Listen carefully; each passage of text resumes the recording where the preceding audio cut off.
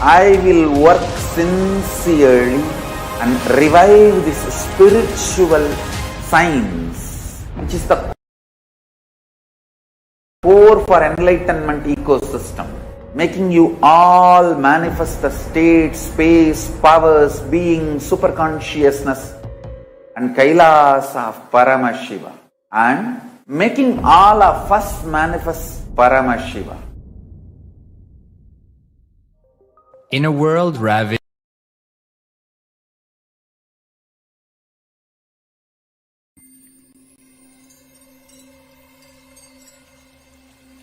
I welcome you all with my love and respect. Let you all open all your three eyes. Om Nithyananda Paramashivam.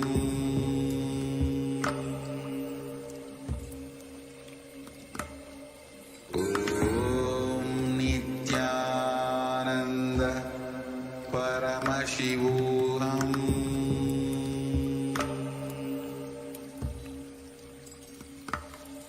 Om Nithyananda Paramashivam.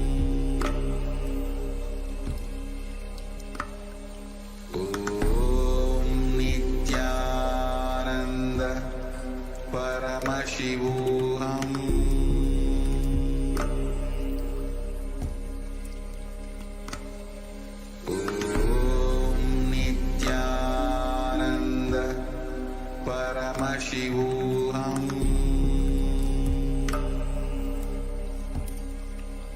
Paramashivam. Om Nithyananda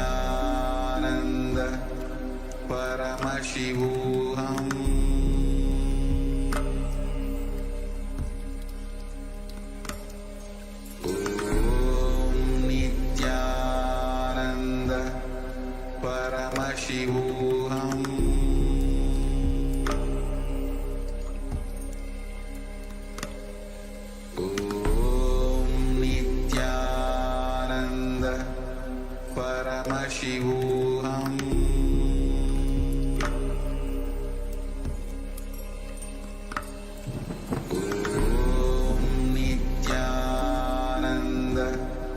Paramashivam.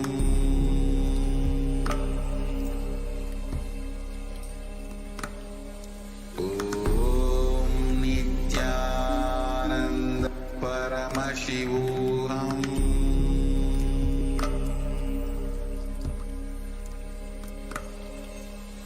Om Nithyananda Paramashivam. Yes, we're back. In the next segment of this program, we are going to be understanding about the time and space continuum. Previously, Swamiji had expanded upon the Kala Tattva.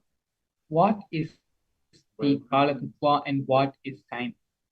Now, the Supreme Founder of Hinduism, Swamiji, is going to be expanding on the topic of time and space continuum. Like previously, it has all come back to the space of listening, come back to a space of deep restful awareness, move from the space of hearing to listening, so that all the truths being delivered by the Supreme Founder of Hinduism can be imbibed into our being, can become a part of our very cognition. And that can happen only in the space of listening. So please sit straight, your head, neck, and spine in a straight line. Close your eyes. And remember Swamiji in your third eye. Visualize Swamiji sitting there in your third eye as Paramashiva with the 25 heads and 50 hands. In this deep, restful space of awareness, let us now enter into the satsang.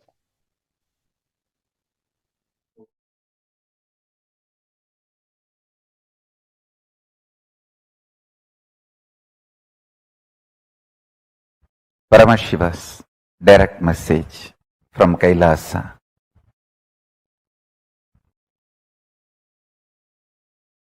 The dimension of Chidabhasa of the universe, where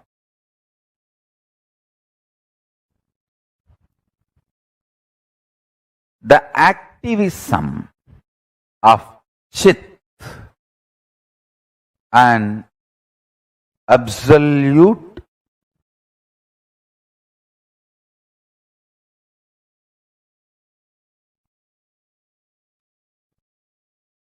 pure existential reality of Chit.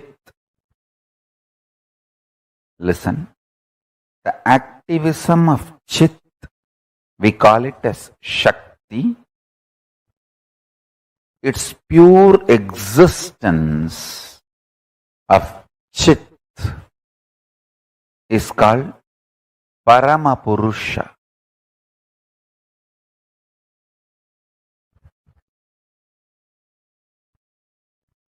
These two together, in its pure being space and intense doing space, both together, is the dimension of Chidabhasa.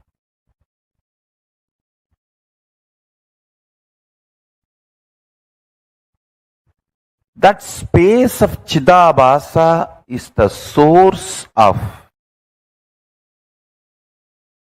all these 5 dimensions of the universe: length, breadth, depth, time, space. Because modern day scientists are trying to use 2 different words, time and space,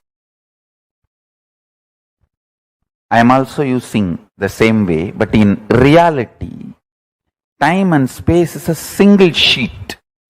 One edge is called time, another edge is called space. There is no watertight compartment or clear fourth wall built between these two. As I said, for some people, that same 100-meter cloth, 70-meter will be time, 30 will be space. For some, the 30-meter will be time and 70-meter will be space. That the time, space, both are same sheet. Imagine. I can even use the word sheath. Avarana. Sheath. Also apt word. Understand?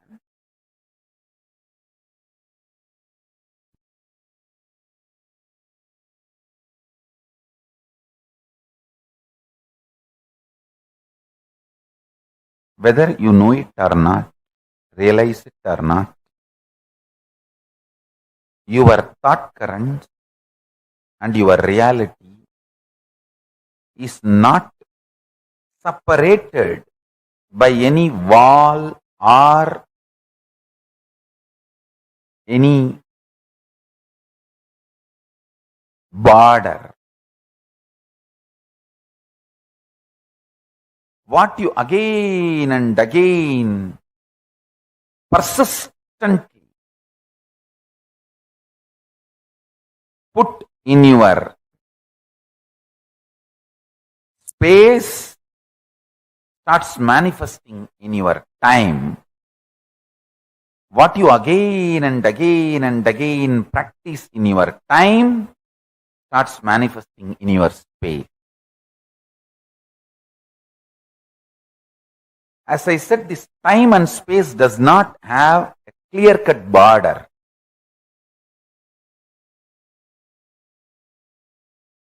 For some people, in this time-space continuum, in the time-space dimension, if it's 100-meter, consider it as a 100-meter long cloth. For some people, 70-meter is time and 30-meter is space. For some people, 30-meter is time, 70-meter is space. For some people, even only 2-meter is time and 98-meter is space. For some people, 98-meter is time and 2-meter is space.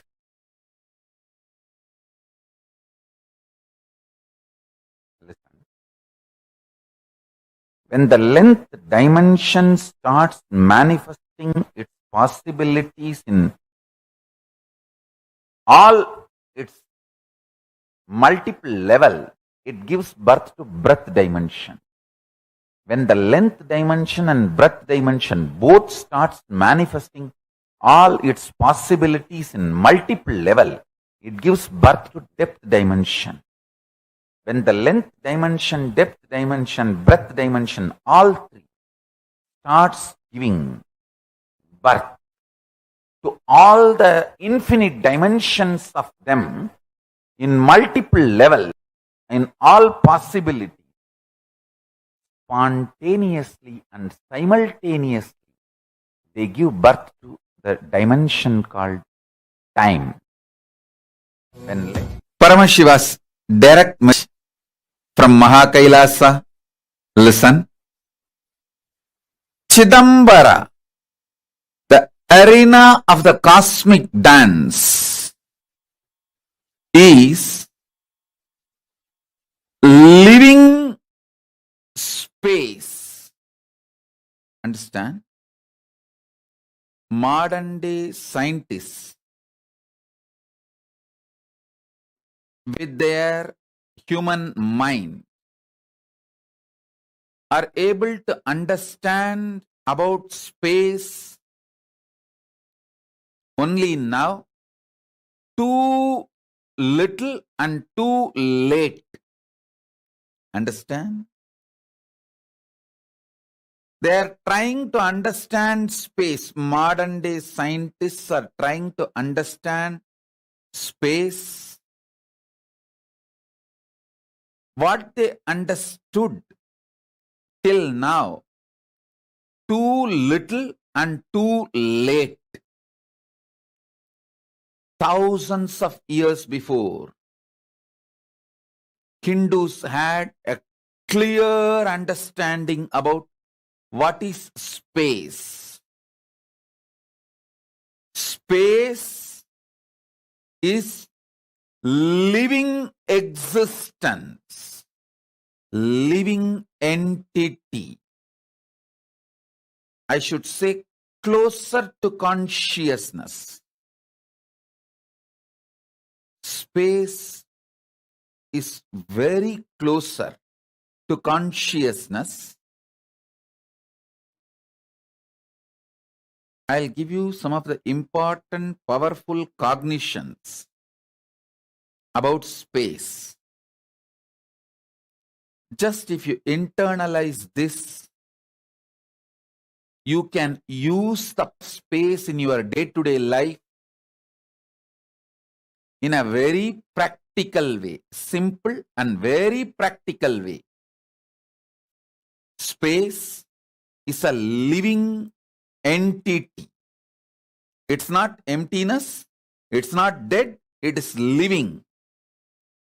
Second, it is very close to consciousness. Third, the space you are carrying inside you, where the thoughts manifest, is directly connected to the space where this universe is established.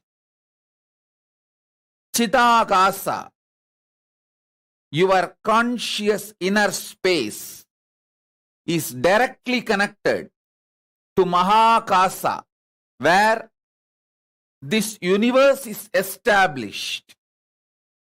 The space where this universe is established is directly connected to the space, your inner space where you are established. It means you have absolute ability to influence, inspire,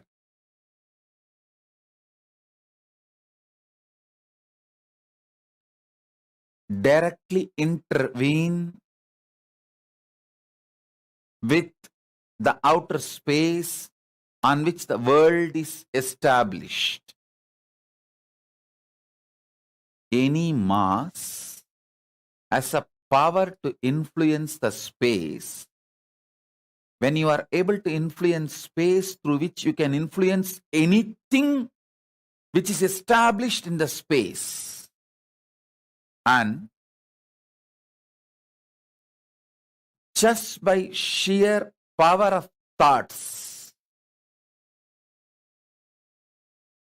you can raise, lower your mass, through which you can influence the space, through which you can influence anything established in the space. Please understand.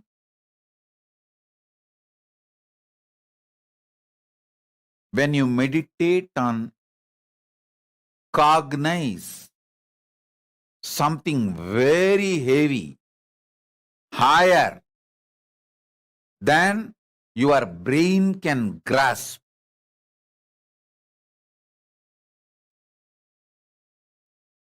your space becomes powerful, that can influence the space outside, and anything established in the space outside.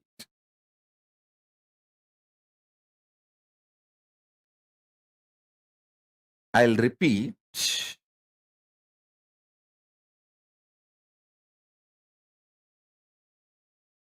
Very recently, modern day scientists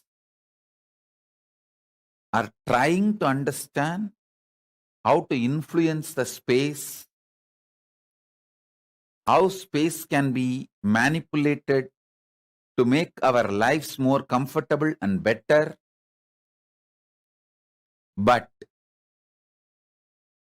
thousands and thousands of years ago, Hindus had clear knowledge.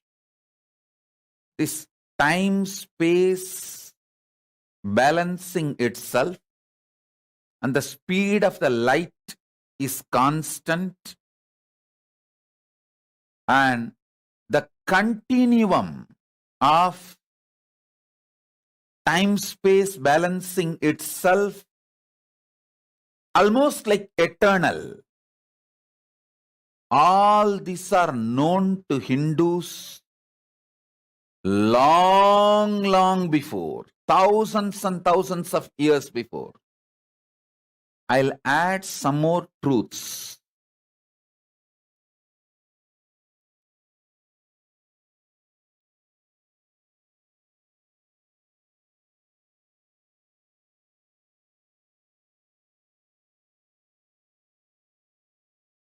Thoughts can travel using space as medium.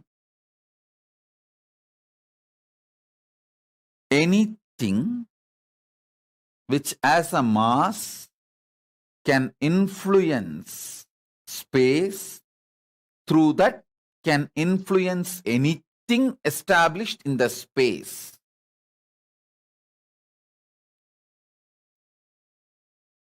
Let me be more clear and straight. Just through your thought, power of cognition, the power of your inner space, Chidambara,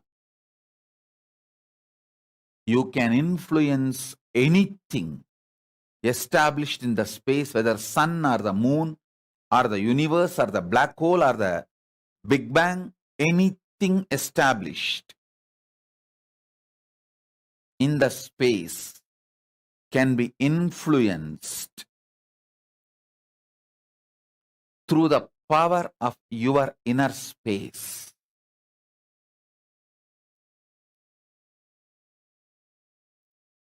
Contemplate on this.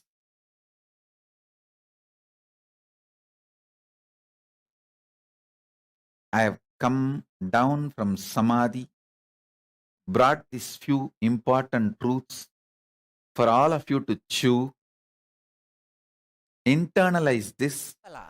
Let's understand this concept, Kevala. Whenever you relate with the past connections, when you work with the past relationships, that time pulls you into that space because of the time-space continuum. See, a being which understands it is alone, Kevala, is a base material, raw material, where extraordinary powers, experiences, and enlightenment itself can flower. But once your inner space experiences the past times,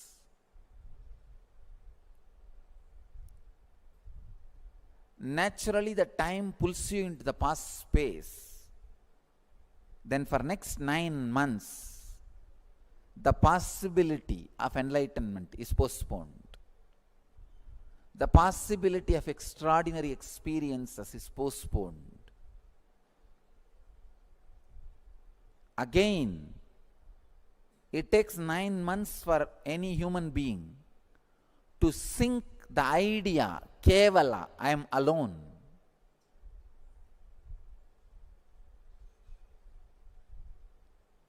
The first lesson kids should be taught in our schools is they are orphans. Understand?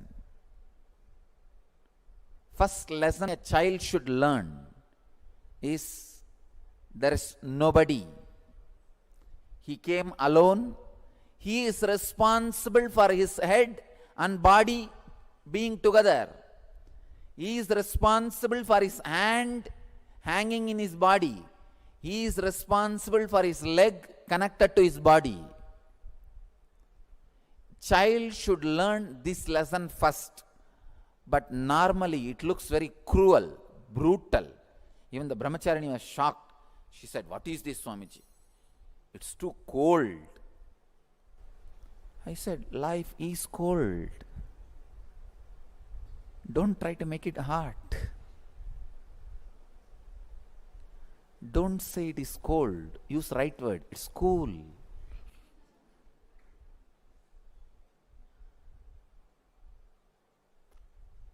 Child should know neither the father nor the mother or the relatives are going to be in his or her frequency. His or her frequency is going to be independently intelligent. Please understand, it is not going to be the extension of the parent's intelligence.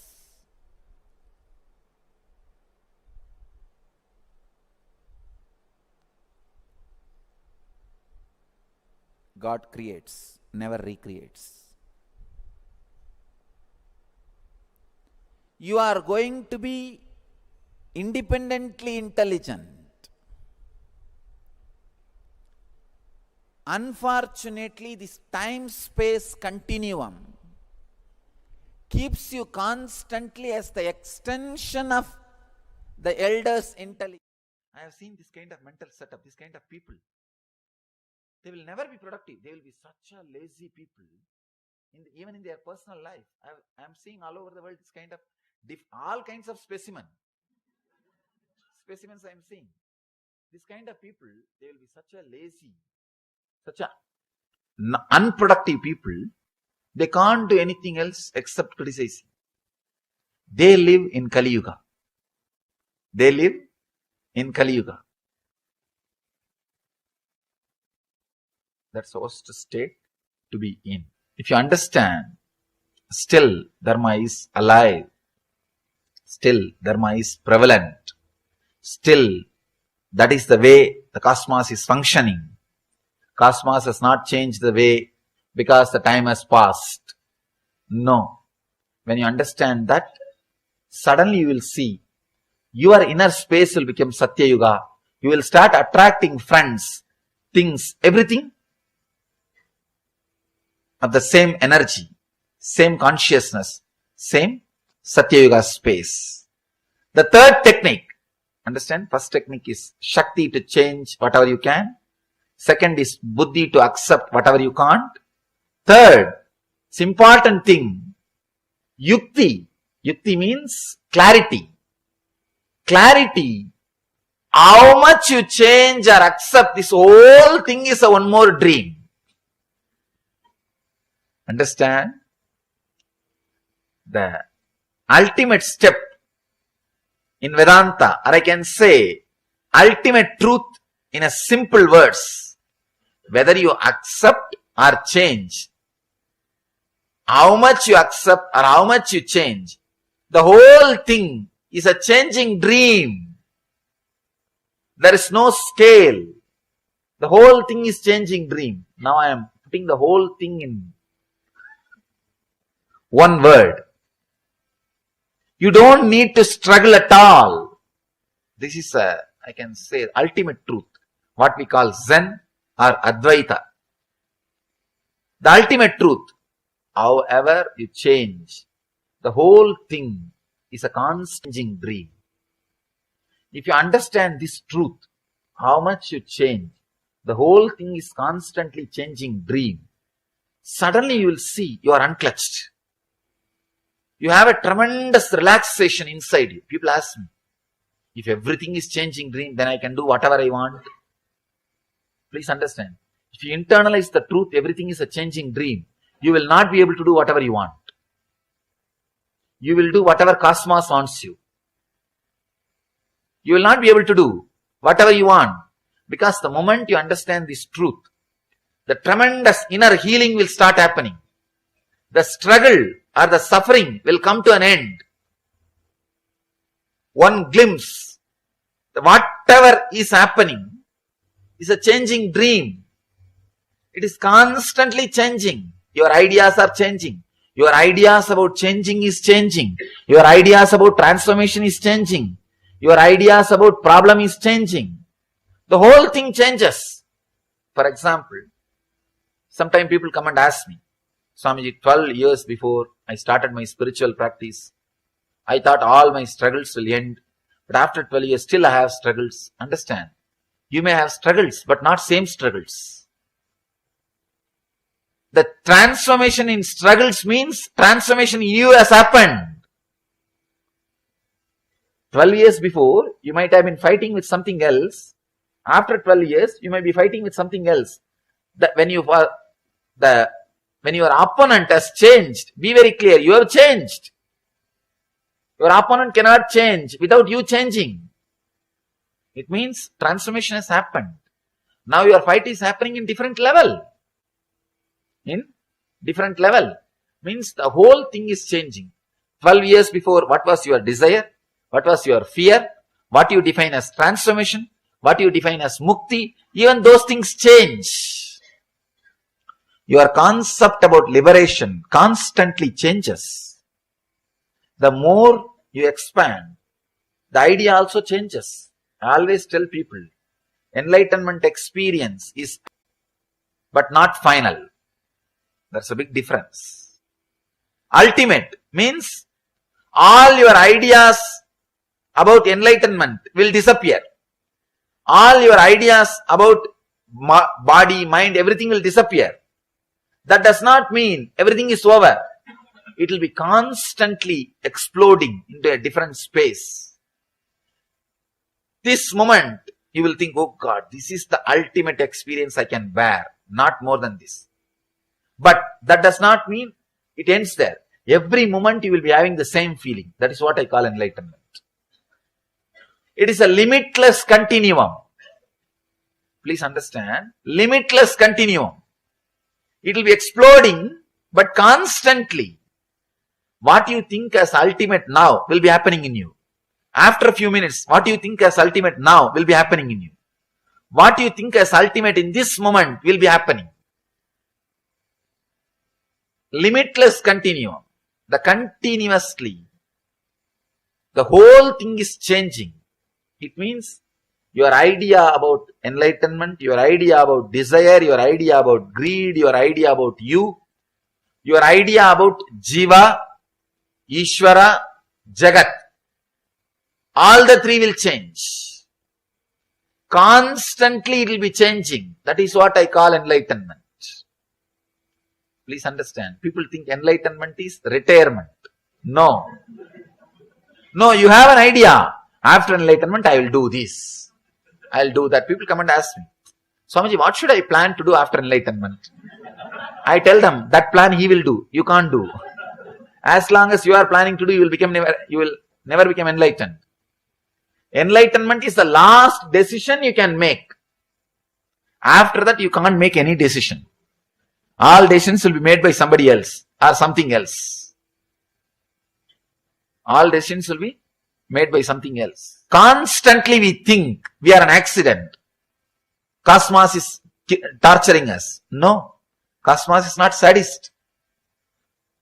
God is not punishing you. People come and tell me, no, Swamiji, you don't know, God is punishing me. Please understand, God has not come to that level to punish you. And you are not raised to that level to be punished by God. You are also not that great to be punished by God. God has also not come down to that level to punish you. We go on abuse the Dharma. No, you don't know, it is Kali Yuga. Dharma will not be prevalent. This history says, that Purana says, that Bhagavata says, that Sutra says, it is Kali Yuga. Life will be like this only. No. Be very clear. There is no such thing as Kali Yuga. There is no such thing as Kali Yuga. I am responsible for what I am talking. I know the meaning of the words I am uttering. There is no such thing as Kali Yuga. It is our impatience to look into the truth. Is what we call or we claim, we come to the conclusion that it is Kali Yuga. Look little deep into the truth. You will see Dharma is prevalent. It is Satya Yuga. When you are superficial, when you don't look into the things, world is Kali Yuga. You are in Kali Yuga. You will attract only that kind of people around you. You will attract that kind of friends around you. You will attract that kind of relationships around you. You will attract that kind of situations around you. You will be living in Kali Yuga. Actually, in what conscious you are, you will attract only that kind of people around you. You will be in Kali Yuga. If you look little deep, if you have little patience to look into the reality, the truth, suddenly you will see the world is Satya Yuga. Still Krishna is playing. Still Rama is living. Still all the great masters are alive. It is Satya Yuga. Still Dharma is running. People ask me, what do you mean by this? So much of terrorism is going on, so much of poverty, so many war is going on. What do you mean by this? Still things are Satya Yuga. Understand, when Krishna was there was no war or what? When Rama was there was no poverty or what? No. Please understand. When Rama was there also, some part of the world, people were living in Kali Yuga. And even now, some people are living in Satya Yuga. So, Satya Yuga or Kali Yuga is not the chronological time. It is nowhere related to chronological time. It is individual's decision. If you want, now you can enter into Satya Yuga. If you decide, from today, I will have different consciousness, then naturally you will attract that kind of friends. You can see in your life. If you are continuously having self-pity, you will attract the relationship friends who will torture you. You will see. You will continuously attract people who will abuse you because you feel very comfortable with them. After 3 days, you forget that they abused you. You can again relate with them. You find out their cell phone number. You forget just 3 days before you have been abused. No. It's okay. But he is a good guy. In the heart, he is very good guy. I don't know what do they mean by this word. In the heart, he is very good. Even though he abused me, in the heart, he is very good. They have their own technical terms to justify what is going on. You attract abusive relationships, abusing people, everything around you. If you are in that mood, if you are in that consciousness. So please be very clear. The moment you start clearly understanding, the whole world is going as per Dharma. It is Satya Yuga. Suddenly, you will attract the people who are living in Satya Yuga. You will create that kind of friendship around you. You will create that kind of circle around you. Suddenly you see you are in Satya Yuga. To enter into Satya Yuga, all you need to do is, you don't need to create Satya Yuga. Just tune yourself to Satya Yuga. That's all. The 6 feet, whatever is inside your skin, make that as Satya Yuga. Suddenly you will see whatever is outside your skin also will become Satya Yuga. Nothing else need to be done. You don't need to make the whole world. You don't need to create stages in every city and go and talk about Satya Yuga. Let the whole world become should become Satya Yuga. Then only then I will enter into Satya Yuga. No. Just change your inner space into Satya Yuga. Suddenly you will see, you will attract that kind of friends. Suddenly that kind of books will reach you. That kind of DVDs will reach you. That kind of websites will reach you. That kind of newspaper will reach you. That kind of things will reach you. All other things will become, you will lose interest. Suddenly you lose interest in all other things. In my whole life, I never went to cinema theater even once. People ask me, I studied in college. I studied diploma. People ask me, even in college, how did you manage, Swamiji? I said, somehow, I never felt that was part of my life. I'm not old person who lived 60 years ago, long before. I'm just 31. This generation. But that was never part of my life. People ask me, it is impossible. Without being influenced by cinema and TV, how can somebody be alive?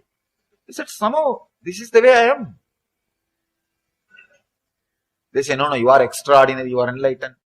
Please understand, when you decorate the deity on your own, your intensity's ability to be continuity.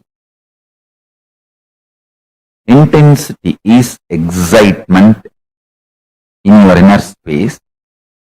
Continuity is ability to keep that excitement as visualization till it becomes a reality. Please understand, these are some of the ultimate cosmic principles.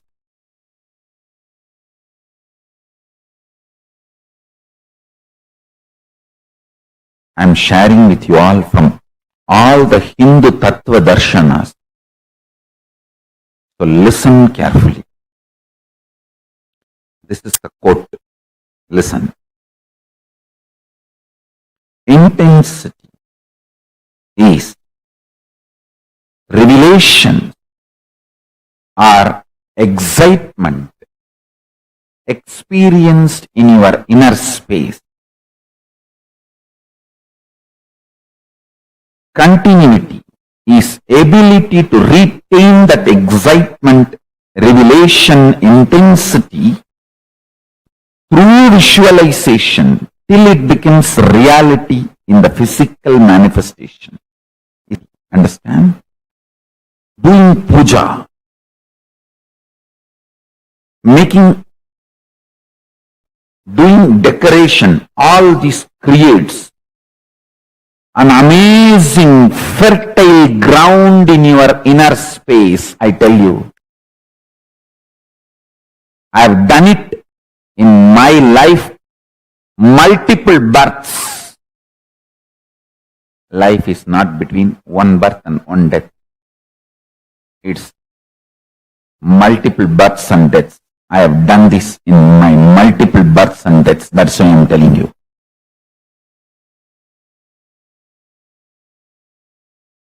Intense excitement,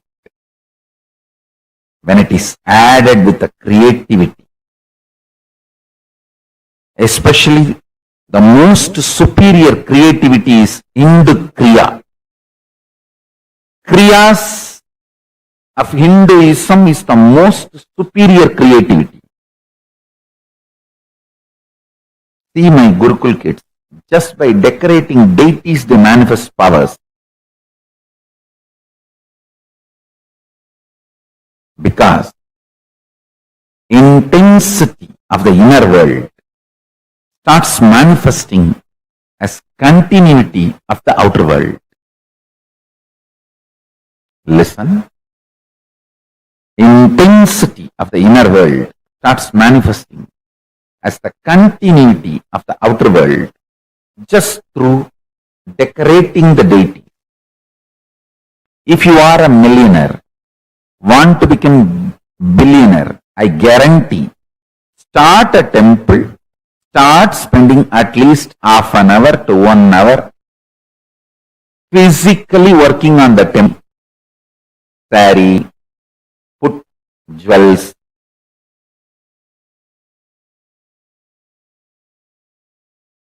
enjoy the creativity.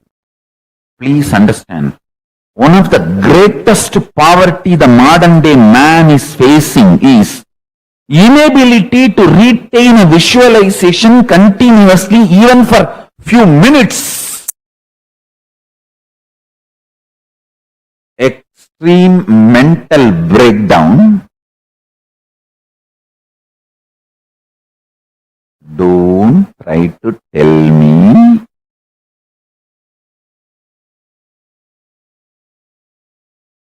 entertainment industry is full of creativity. No. Entertainment industry is full of copying, replicating, duplicating, not creativity. Creativity is less than 0.5%. Creativity, I am defining, creativity is ability to keep the inner space's excitement, inspiration through continuity till it becomes reality.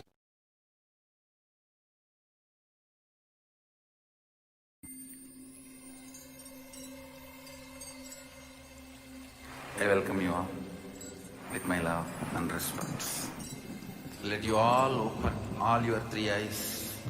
Om Nithyananda Paramashivam.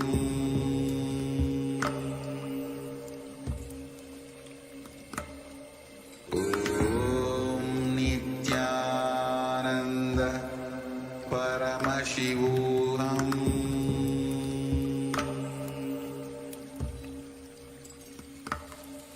Paramashivam.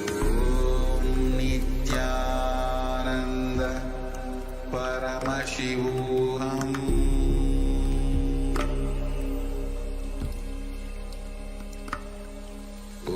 Om Nithyananda Paramashivam.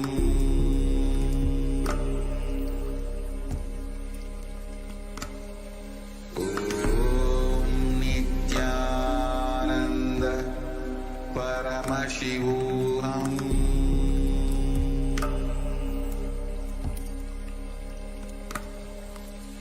Om Nithyananda Paramashivam.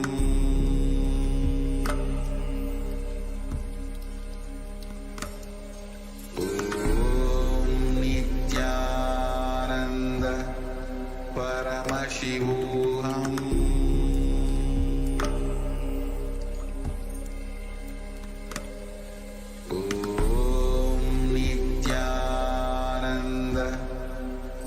Paramashivam.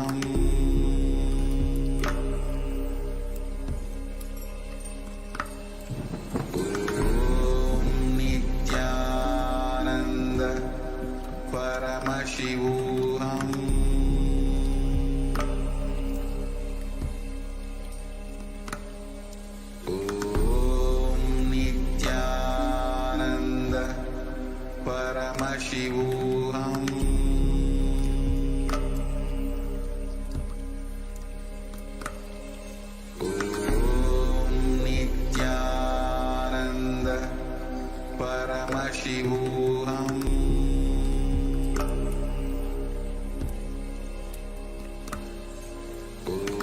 Om Nithyananda Paramashivam.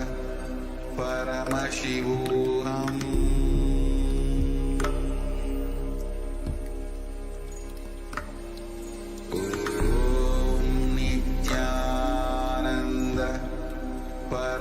Nithyananda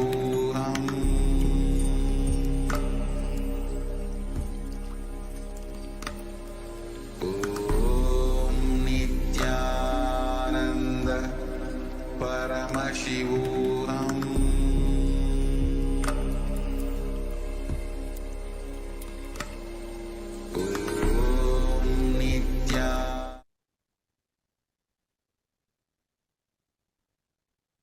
Welcome everyone. We're back beautifully in this previous set of satsangs. The Supreme Pontiff of Hinduism explained about the time-space continuum and more on how the video we saw, the first video we saw about Kala Tattva, the Supreme Pontiff of Hinduism expands on the concept of time. In this series, the Supreme Pontiff of Hinduism expanded more on the concept of space and the time-space continuum. The Supreme Pontiff of Hinduism, Swamiji, expanded that while the Puranas, the Sutras, and there are so many scriptural references which claim that we are in Kali Yuga right now, it is we who decide what yuga, what time, what space we live in. It is our inner space. What space we are living in our inner space that decides what yuga we are living in, what time we are living in. If we decide to be in Satya Yuga, if we ourselves are in Satya Yuga and align everything within our body frame to be in the Satya Yuga, then our external world will reflect and change and become Satya Yuga. We start attracting people who are also living in Satya Yuga. But if we decide, if we are living in Kali Yuga, in confusion, in delusion, in unconsciousness, then that is the kind of people, kind of community we are going to attract towards ourselves. Beautifully, Swamiji explained that time and space are not two separate things. One contributes to the other, and they are a byproduct of each other's existence. When you are in a space of deeper awareness, space of the higher and higher time zones, that is the reality you start living in, you start manifesting.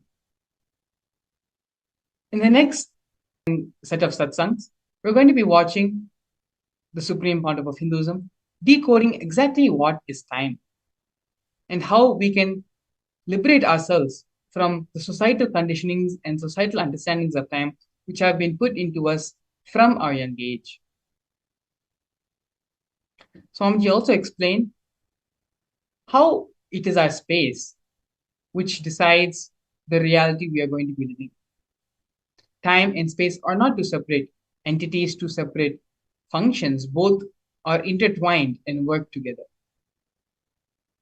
So now, let us enter into the next series, next segment of today's program, which is understanding and decoding.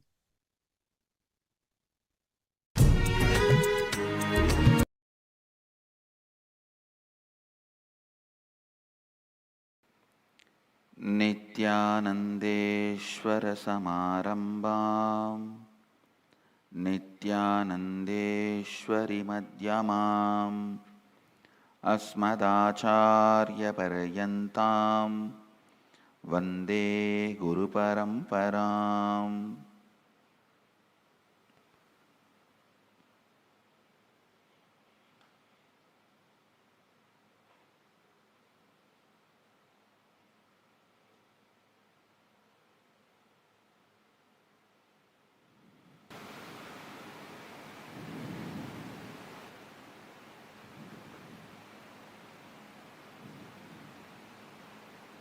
I welcome all of you with my love and respects.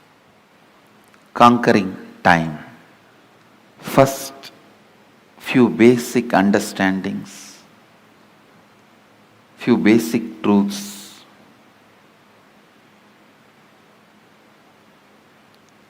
Please understand, every sacred secret, every sacred truth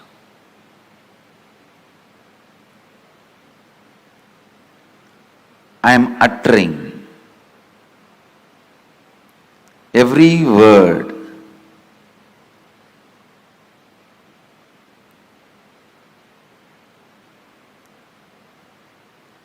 need to be internalized and internalized. Do not sit with the intellectual tiredness. Usually people have this pattern. Tell us finally what we should do. No, things don't work like that. Please understand.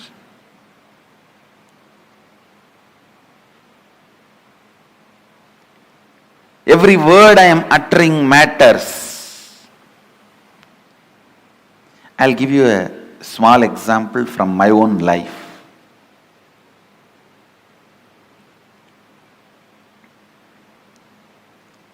One of my guru, Annamalai Swamigal, in course of conversation he told me that we are not the body, we are beyond pain and suffering. When I was sitting alone and contemplating about it, we are not the body, we are beyond pain and suffering. What does he mean by it? I actually experimented. I took a knife and cut my thigh to see whether we have pain or not. Of course, I had pain and I was taken to hospital and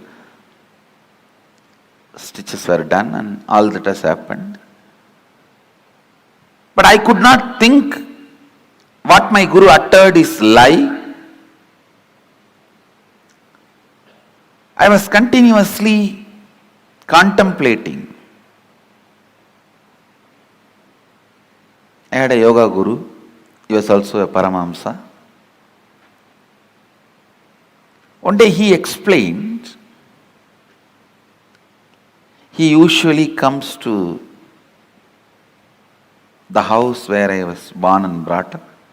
He will come home early morning, 4 o'clock, and drag me out of the bed and take me to the temple and teach yoga. I was a kid. Sometimes the moment I am out of bed, he will make me drink coffee so that I will not go back to bed. One day he was telling, see, before coffee how you feel that you want to lie down and nothing other than sleep matters. Just a cup of coffee, you are ready to listen to me, and suddenly I became more important, yoga becomes more important. All the ideas that you should do yoga makes more sense. Without a cup of coffee, all the ideas you should sleep makes more sense. Just with a cup of coffee, all the ideas you should do yoga and take care of your health, build your body so you can get enlightened. All these ideas make sense. He made a very important statement which I want to translate in English for all of you. He said, the physiological, psychological, neurological effect on you is not you. Please understand. One guru made a statement, you are not the body. The other guru made a statement, the physiological, psychological, neurological effects happening on you is not you. How many of you click with that second statement? Actually, both statements finally mean the same, but the second statement suddenly made so much sense to me. Yes. Please understand. Because I could see my seeking is not just equivalent to a cup of coffee, but a cup of coffee can make such big impact. It can just just drive away the sleep? Make the whole yoga happen in me with enthusiasm, excitement? So when I was analyzing, cup of coffee cannot be equivalent to my seeking.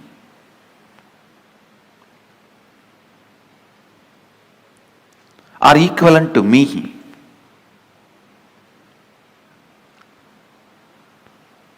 Understand? The idea he conveyed to me, my yoga guru, is whether you have the feeling sleeping is more important, that is my first priority, I don't care about anything else, or you feel no, after a cup of coffee, the thought current, no, I have to be doing, this has to be done for my enlightenment, for my growth. Whether you have this thought current before cup of coffee or thought current after cup of coffee, both thought currents does not matter. Both thought currents are not you. Both thought currents are empowered by you, not you. That is what the master, the first guru means, Annamalai Swamigal means, you are not the body, you are not the mind. When Annamalai Swamigal told me, you are not the body, you are not the mind, you are beyond pain and suffering,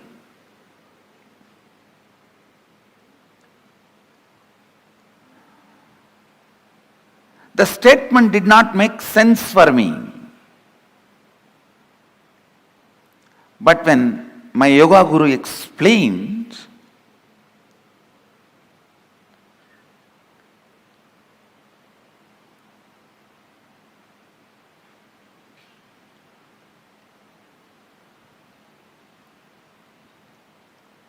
physiological, psychological happenings are not you. It really made sense. Understand? Throughout this program, every statement I make is going to directly work on your inner space, which is required for me to transmit this experience to you. Actually, when I had the click, oh, psychological, physiological, neurological effects happening on me is not me, I tell you. From the next day, I didn't need coffee to wake me up. The understanding, physiological, psychological effects happening on me is not me, liberated me.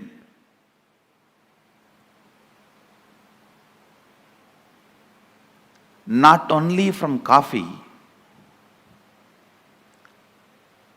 after that never ever I understand something called low mood or depression or not feeling well or stressed. I tell you, all these words are really strange. Still I am not able to comprehend those words. When people come and tell me, I really feel bad for them, but I feel, oh God, I'm not able to grasp what they mean by this word. All those words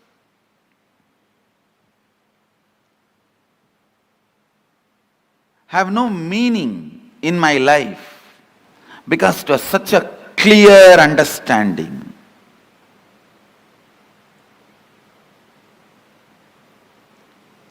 Now sit to grasp those understandings. If you are sitting with the idea, all these are okay, Swamiji, you tell me finally what I should do, I will do that. That is intellectual tiredness. Please understand.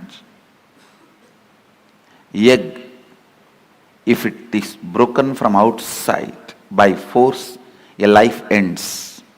If it is broken from inside, a life starts. If you sit with intellectual tiredness, you finally tell me what I should do. Even if I tell you finally what you should do, if you do, it will be like a breaking the egg from outside. Even if I transmit experience to you, you won't retain it. When I transmit and you don't retain, it is called Satori. When I transmit and you retain, it is called Samadhi. Annamalai Swamigal, what he tried to transmit, what my yoga guru transmitted, Yogananda Puri, both are actually one and the same. The first transmission may be my intellectual tiredness. It was only a Satori, it never becomes Samadhi in me.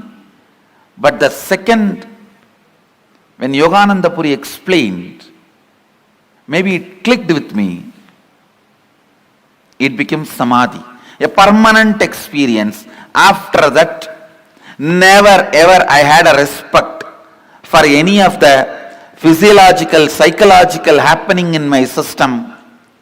And no physiological, psychological happening could have any say on my system. Please be in the space of internalizing every truth I am going to share with you. So, it becomes Samadhi in you. The permanent transformation in you. It becomes eternal understanding in you. We are going to have a special meditation process end of the sessions today and tomorrow. But that does not mean that is the essence of the session, not to be receiving. Every word I am uttering is a process. Please understand, because the subject is so subtle.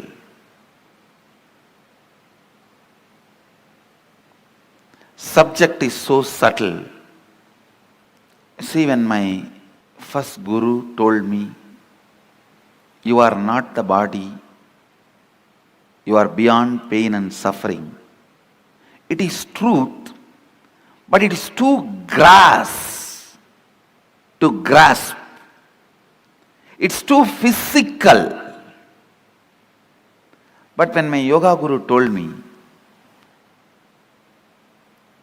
experientially, which he was able to convey into my listening,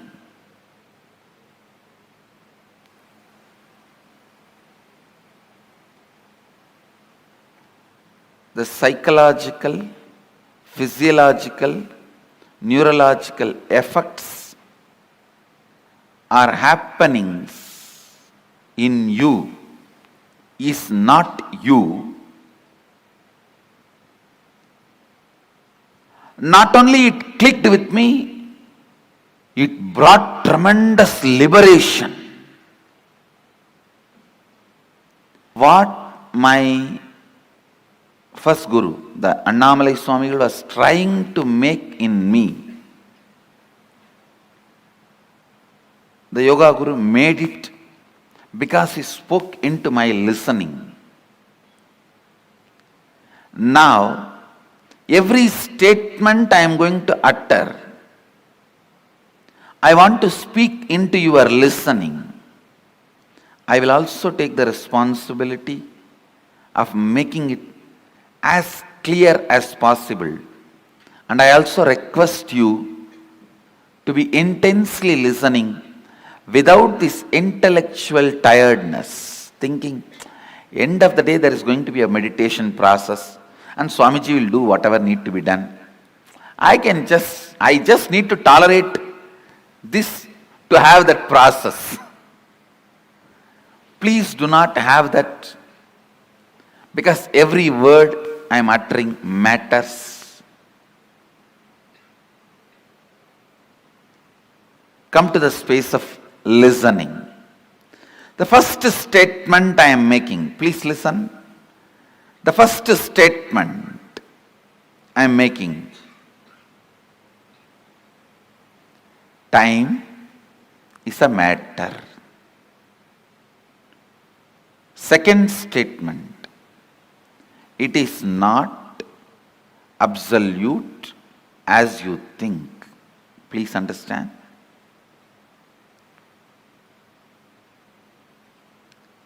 Now I will make these statements into your experience.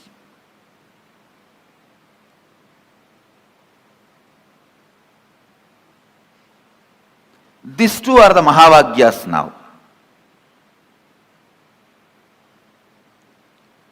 When you perceive this world through this body, you can never doubt the authenticity of this body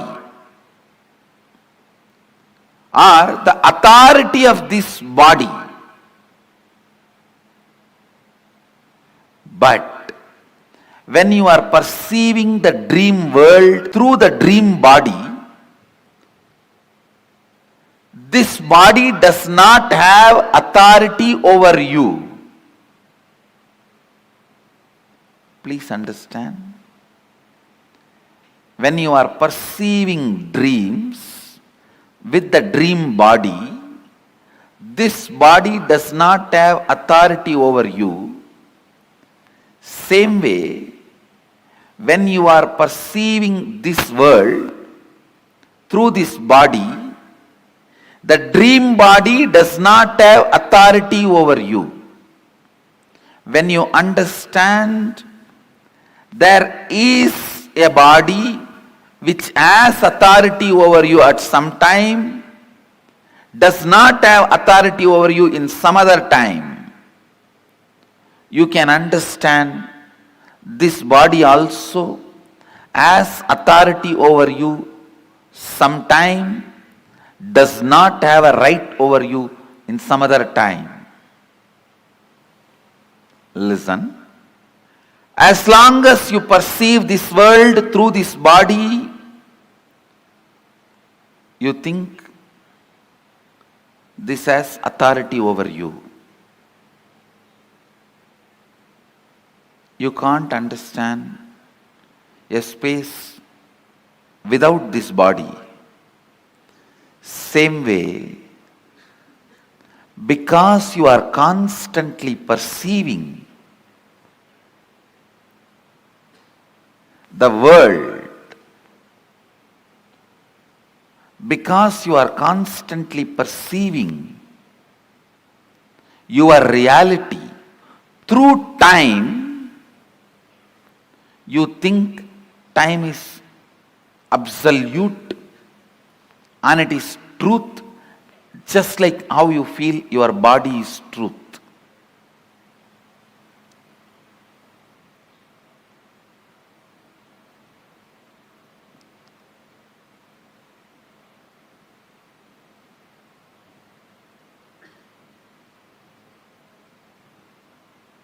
Listen. I'll repeat the essence.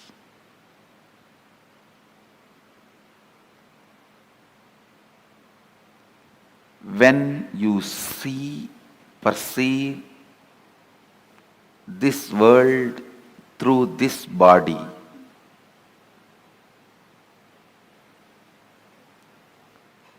you take this body as authority. Sometimes you question this reality, but not this body. When you are so busy in doing business with currency, you forget to question the authority of the currency. That itself is a myth. When you are doing business using diamonds, you forget to question the authority of the diamond. You are so busy in giving 100, taking 50, giving 200, taking 400. You forget the diamond itself is not something precious, or it does not have an authority other than created demand. Please understand,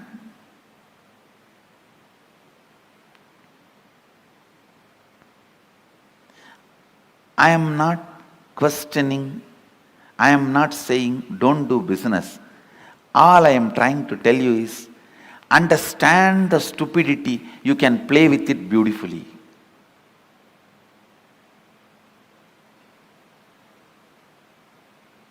The moment I understood, it clicked with my system that physiological, psychological effects on me is not me. So much liberation, such liberation.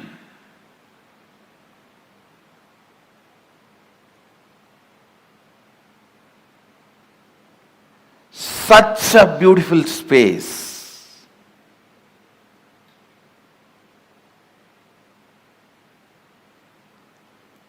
It was such an absolute ecstasy. Knowing even that ecstasy is not me.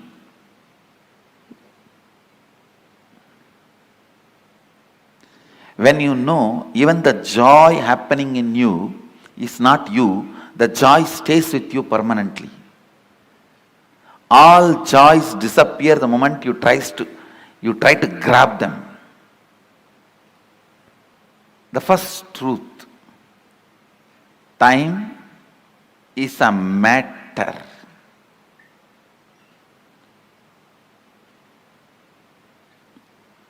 And it does not matter. Time is a matter and it does not matter.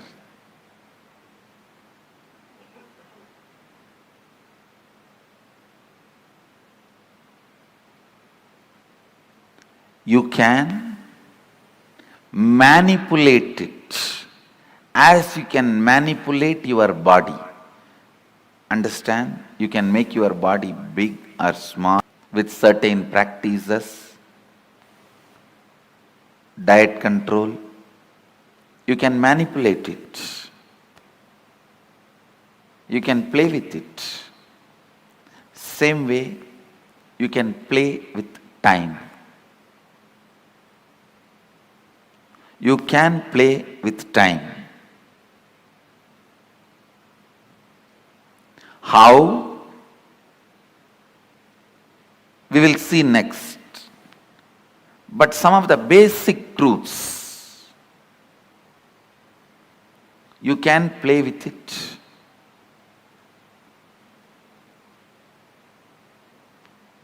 I'll try to share with you all a conversation I had with Arunagiri Yogeshwara. It's too personal and intimate, but I think I have to share so that you will understand the concept of time as Mahadeva explains in Agamas.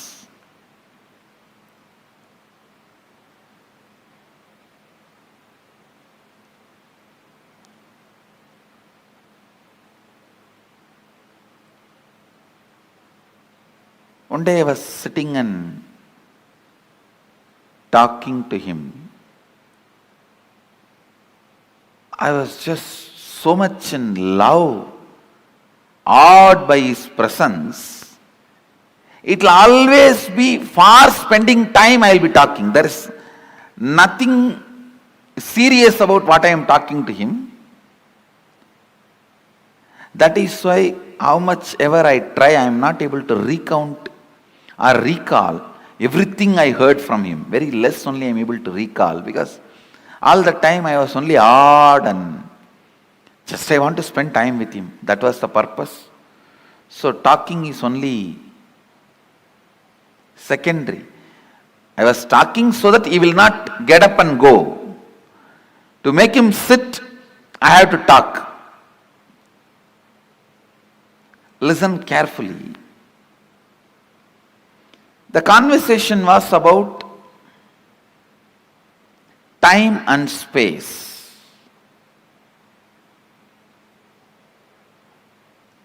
He was trying to explain time and space to me. It is time you understand every statement,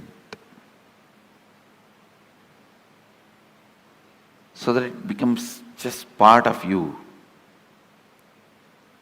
You also need to know the value of one single truth hitting you properly. Please understand, it was just one single truth.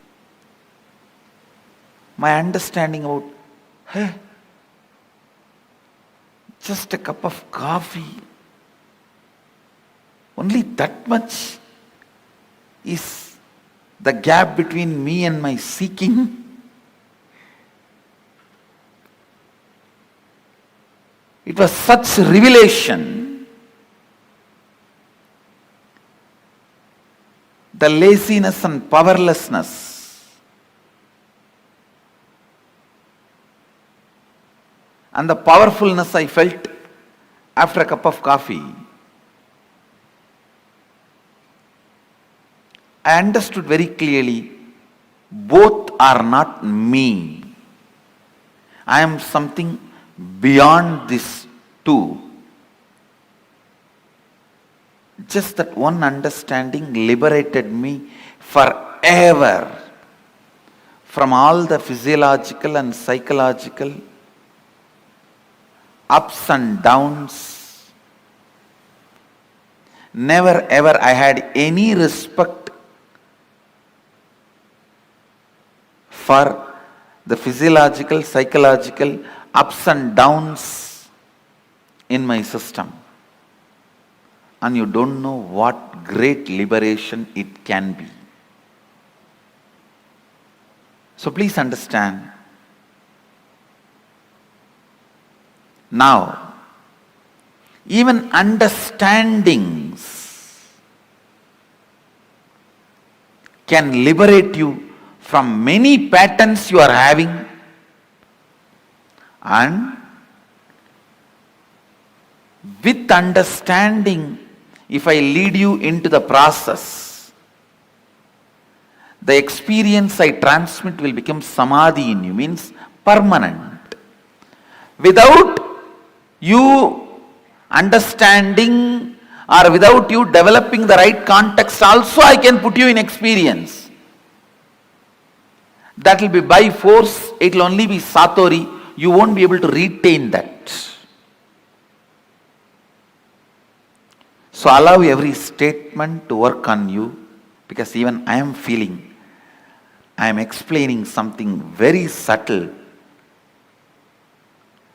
It's almost like I am not playing with Saraswati, I am playing with Saraswati's Veena.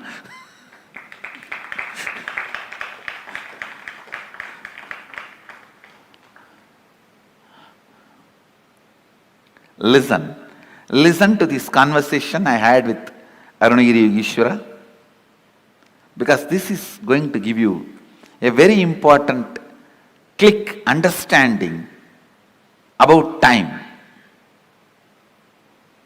The discussion was about time and space. I was asking him,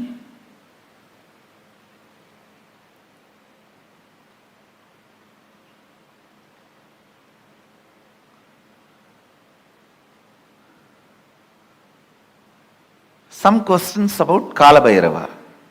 The conversation started and he was trying to explain the time and the effect of time on our system and our understanding. Naturally, I could not grasp everything immediately. So the conversation boiled down to, he was trying to explain to me, time is just your mental experience, mental perception. It can be imploded or exploded. Listen, it can be imploded or exploded as you want. So naturally it was too much for me. Then he touched something in my very personal life and explained. Of course, it is a very intimate conversation, but I'll share it with you all because it will do good to all of you. I had the problem of bedwetting as a child. So, when I was talking to him, it was around maybe I was 11. At that time, I used to have that problem of bedwetting. He just picked up my hand with a lot of care. He was trying to guide me, asking, when you have a bedwetting, what goes on in your dream state and deep sleep state? I slowly described, I contemplated and described. I used to feel first my bladder is full. Then I'll feel in the dream that I am in a restroom and I should relieve myself. And then in next few minutes, I'll only feel my bed is wet. I explained the step by step. He said, exactly, this is time. Please listen. It was such powerful click for me. I'll tell you exactly what he said. He said, how the moment your bladder is full, your brain can create the restroom which is not there and give you the comfortable feeling you are protected, safe, you are in a proper place, please relieve yourself. Only after that signal goes to the body, the internal organs decide to relieve and relieves itself.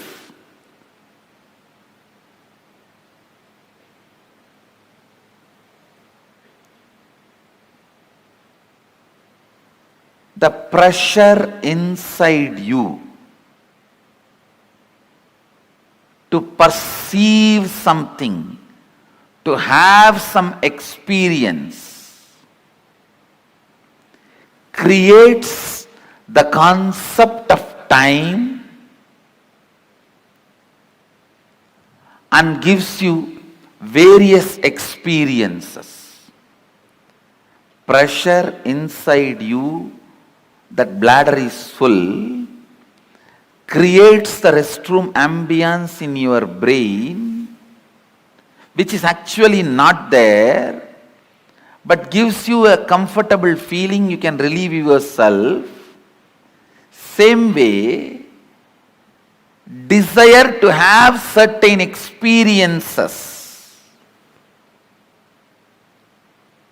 that pressure inside you creates time which is not there and gives you various experiences.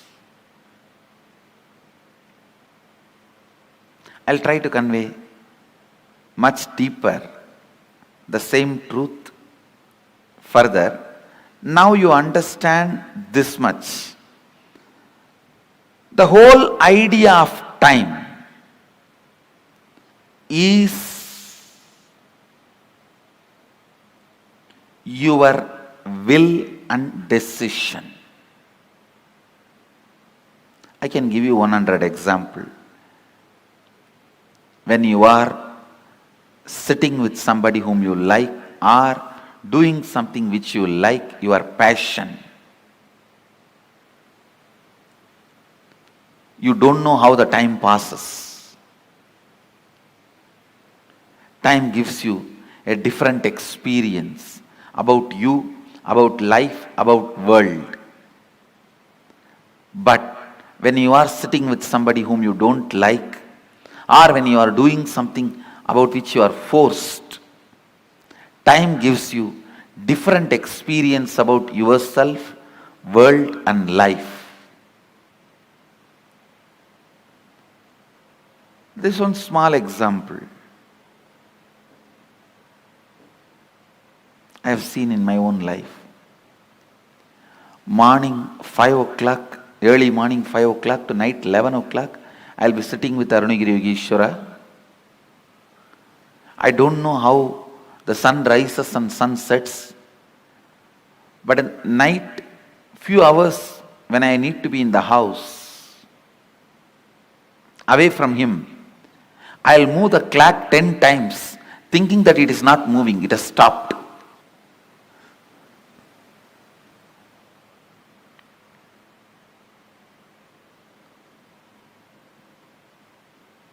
I'll feel why the nights are so long. Time is slow when you wait. Time is fast when you are late. Time is deadly when you are sad. Time is short when you are happy. Time is endless when you are in pain. Time is long when you feel bored. Every time, time is determined by your feelings and psychological conditions, not by clocks. So learn to have nice time always.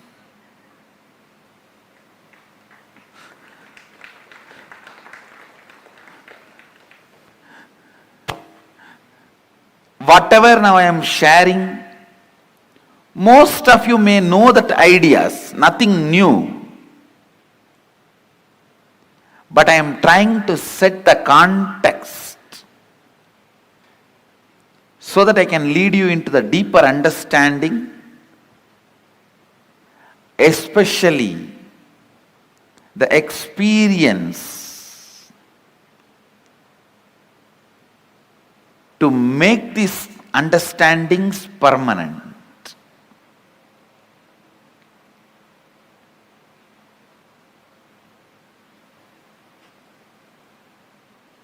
Time is a matter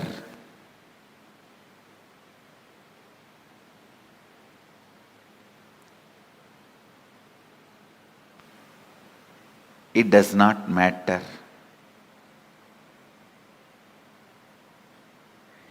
It can be manipulated as you want. You can play with it as you want. One more understanding I received from Arunagiri Yogeshwara about time. Listen carefully.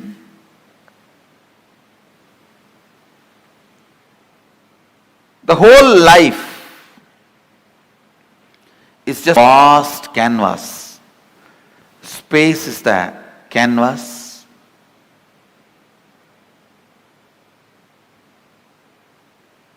Imagine 200-mile length canvas on which lot of paintings are there. The paintings which you already perceived is called past. The painting you are perceiving is present. The painting you are going to perceive is future.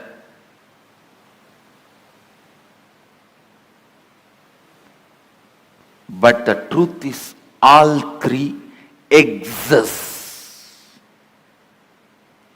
All three exist.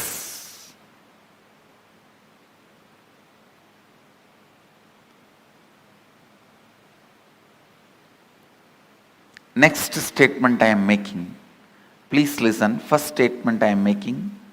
Past, present, future, all three exist.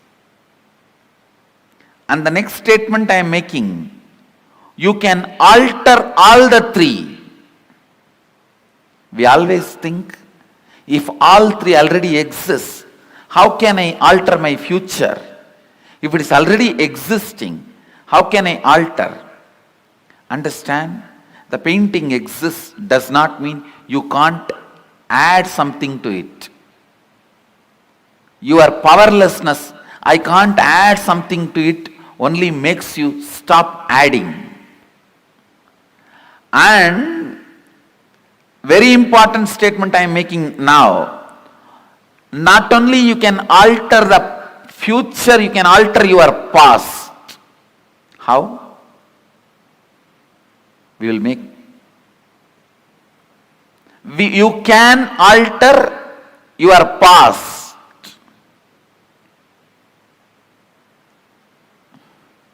You may think, this is too much. How?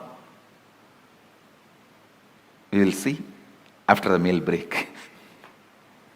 You clear experiential understanding about these 4-5 statements I made. During this meal break, go on, chew these statements along with your food.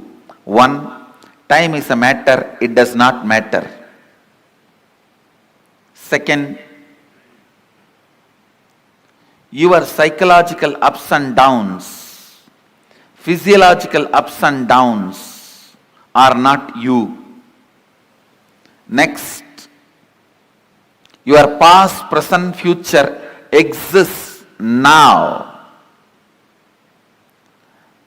Next, it exists now does not mean you are bound by it. You can alter not only your future, even your past. Let's gather for next session. Thank you. Be blissful.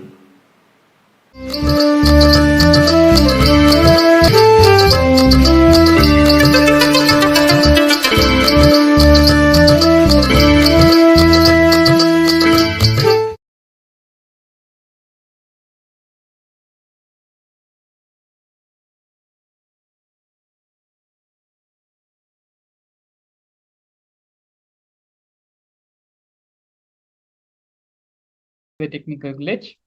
Beautifully in this Hinduism explained the science of time and exactly what is time. Swamiji gave a beautiful example. For our whole life, our whole reality is just a long canvas. Time is the painting, is the drawing which is happening on the canvas. Everything which we are perceiving, all our experiences, everything which we are seeing, what we claim as the reality which is happening around us, all of it is nothing but time, nothing but matter, which is created by us, can also be destroyed by us, and can be manipulated and transformed into any other form of matter, into any way we want it to be. Beautifully, the Supreme Pontiff of Hinduism also gave multiple examples from his own life and the direct truths and revelations and teachings Swamiji himself received from Arunagiri Yogeshwara about time. Time is a subjective reality. It does not exist as objective for everyone. When we are happy, time is short. When we are in sorrow and pain, time never seems to end. When you understand these fundamental cognitions and fundamental truths which Swamiji revealed about time, then you'll simply know how to use time to manifest what you want in your reality, what you want to manifest in your life. Attending the Paramashivam program will help you and bless you. Swamiji will bless you with the power, the intelligence, and the knowledge and experience to make time as one of the toolkits to manifest whatever you want in your life. So, without further ado, please go ahead and the QR code and the link to the Paramashivam registration website is being projected below. The program which Paramashivam can offer you, what it can provide to you, what it can contribute to your life is invaluable. No matter how much ever we talk about it, the benefits and the different things which you will be learning in the program, it will not equate to the experience which you will receive from the Supreme Bond of Hinduism during the program. So without further ado, please go ahead and take the next couple of minutes to register yourself for the Paramashivam program.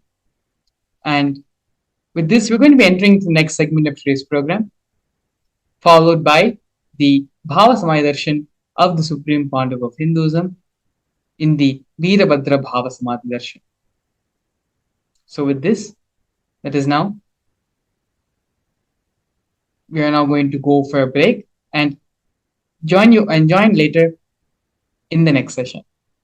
Thank you, Nithyananda.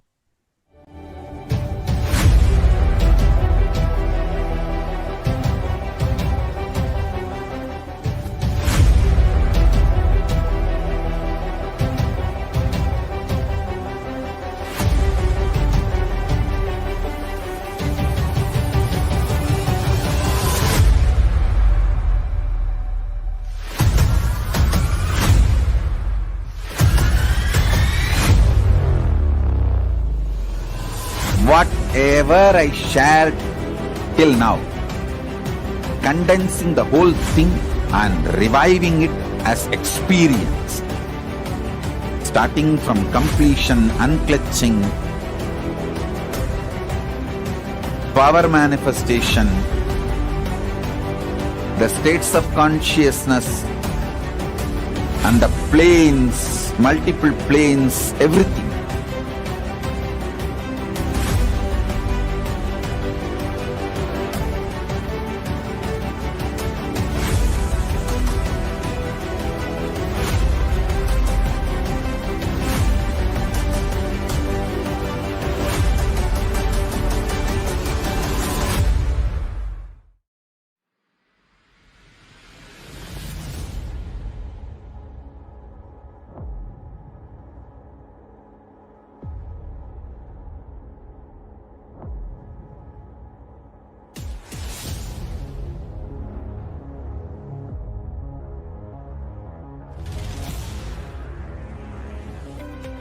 Anything presented to prove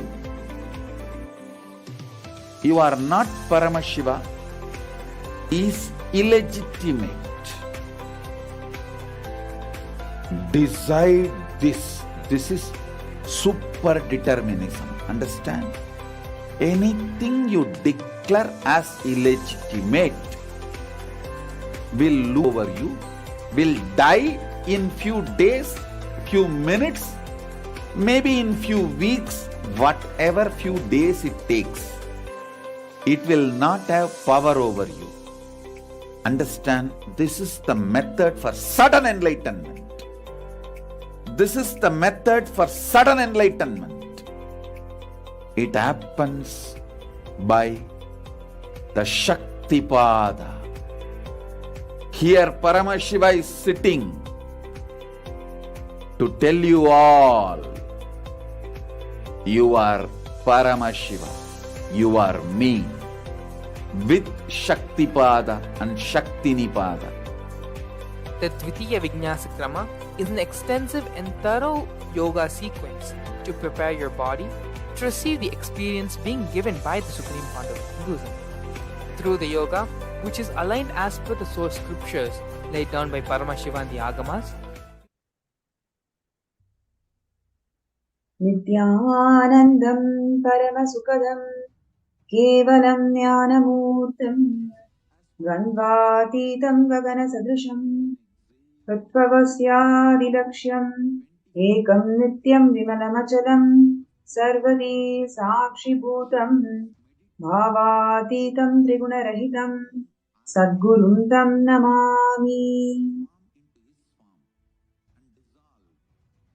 Nithyananda, I welcome all the viewers and participants over 175 countries joining with us for the Bhava Samadhi Darshan of the Samhara Murthis of 64 manifestations of Paramashiva, manifesting through the Nijavatara, the supreme pontiff of Hinduism, Bhagavan Nithyananda Paramashivam. And we are going to be having yet another exciting segment today with amazing guest speakers who are here to share their life journey. And their life journeys are something so much profound. We can see the impact of the Supreme Pontiff of Hinduism's teachings, his initiations and blessings, how it can influence in the individual level and in the community level. And today's segment is going to be about women empowerment. Yes. So you may think, yes, I've heard this before. I think I have heard a lot of shows about women empowerment. Yes, you may have heard about it.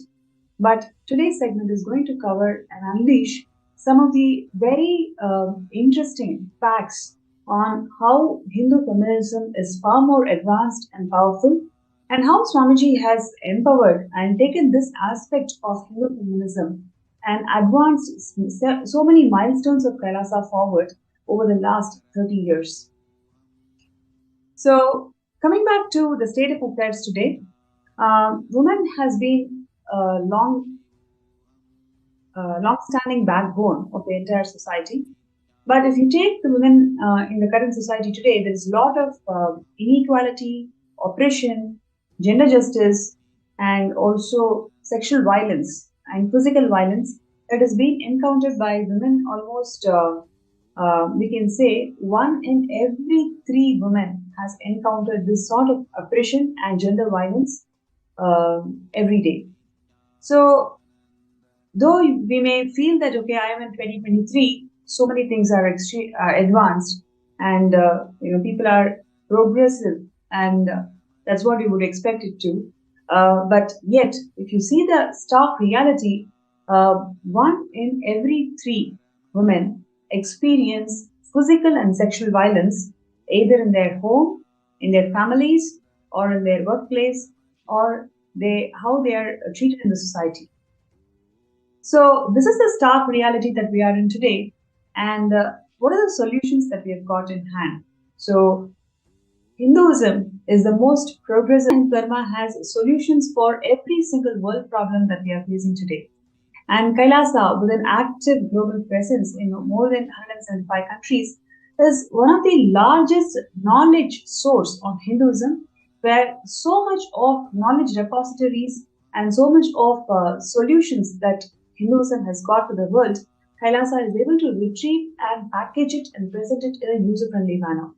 So the issue that we're talking about today is about the gender violence and inequality and oppression that the women are facing today. Kailasa has time-tested solutions just by empowering women with the right understanding of feminism. Kailasa has given a huge breakthrough in this subject. And that is definitely a testimony. If you talk to any Kailasian who's a woman, you can see the confidence that she radiates. You can see the context that she holds. It's mainly because the way the Supreme Pontiff of Hinduism, Swamiji, has enhanced and empowered the right knowledge about Hinduism and feminism.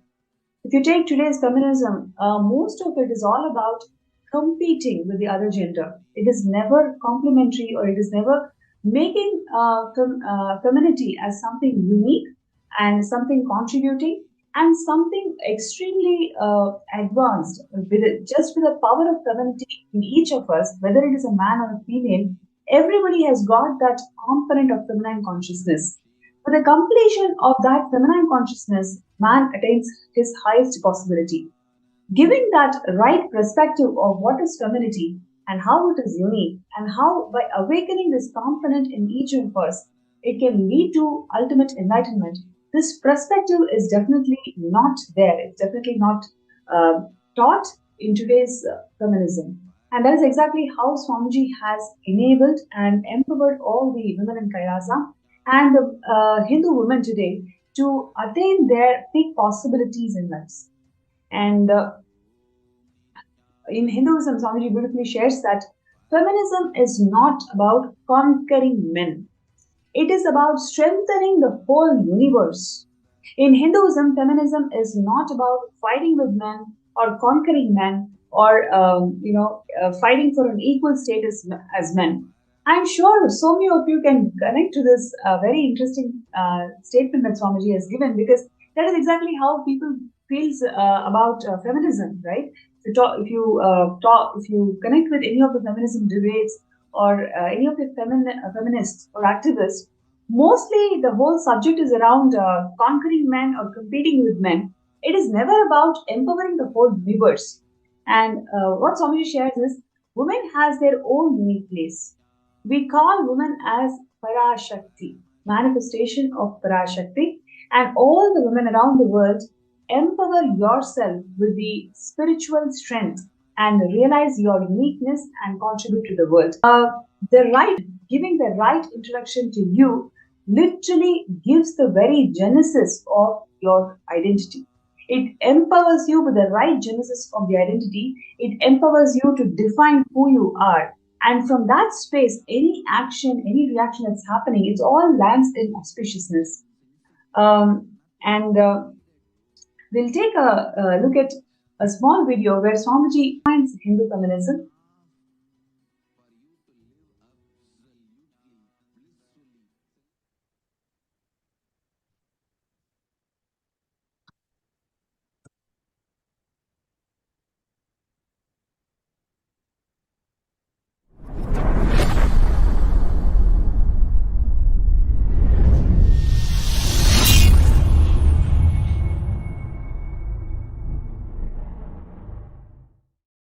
Today is also the International Women's Day.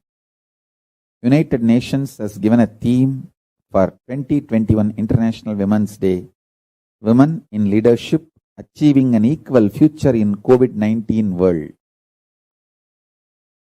My message on this International Women's Day, understand, Hindu tradition empowers women.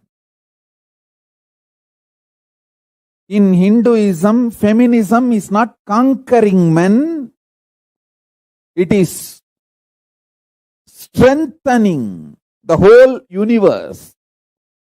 In Hinduism, feminism is not all about fighting with men or conquering men or not even equivalent to men. Women have their own unique place.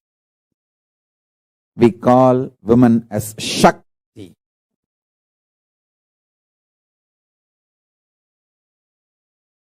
Parashakti, manifestations of Parashakti.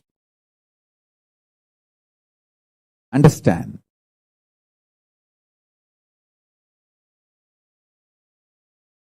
All the women all over the world, empower yourself with a spiritual strength. Realize your uniqueness and contribute to the world. That is my message on this International Women's Day.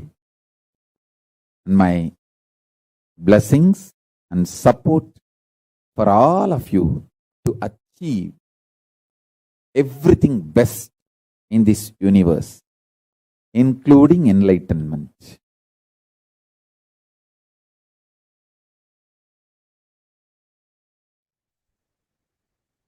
Great.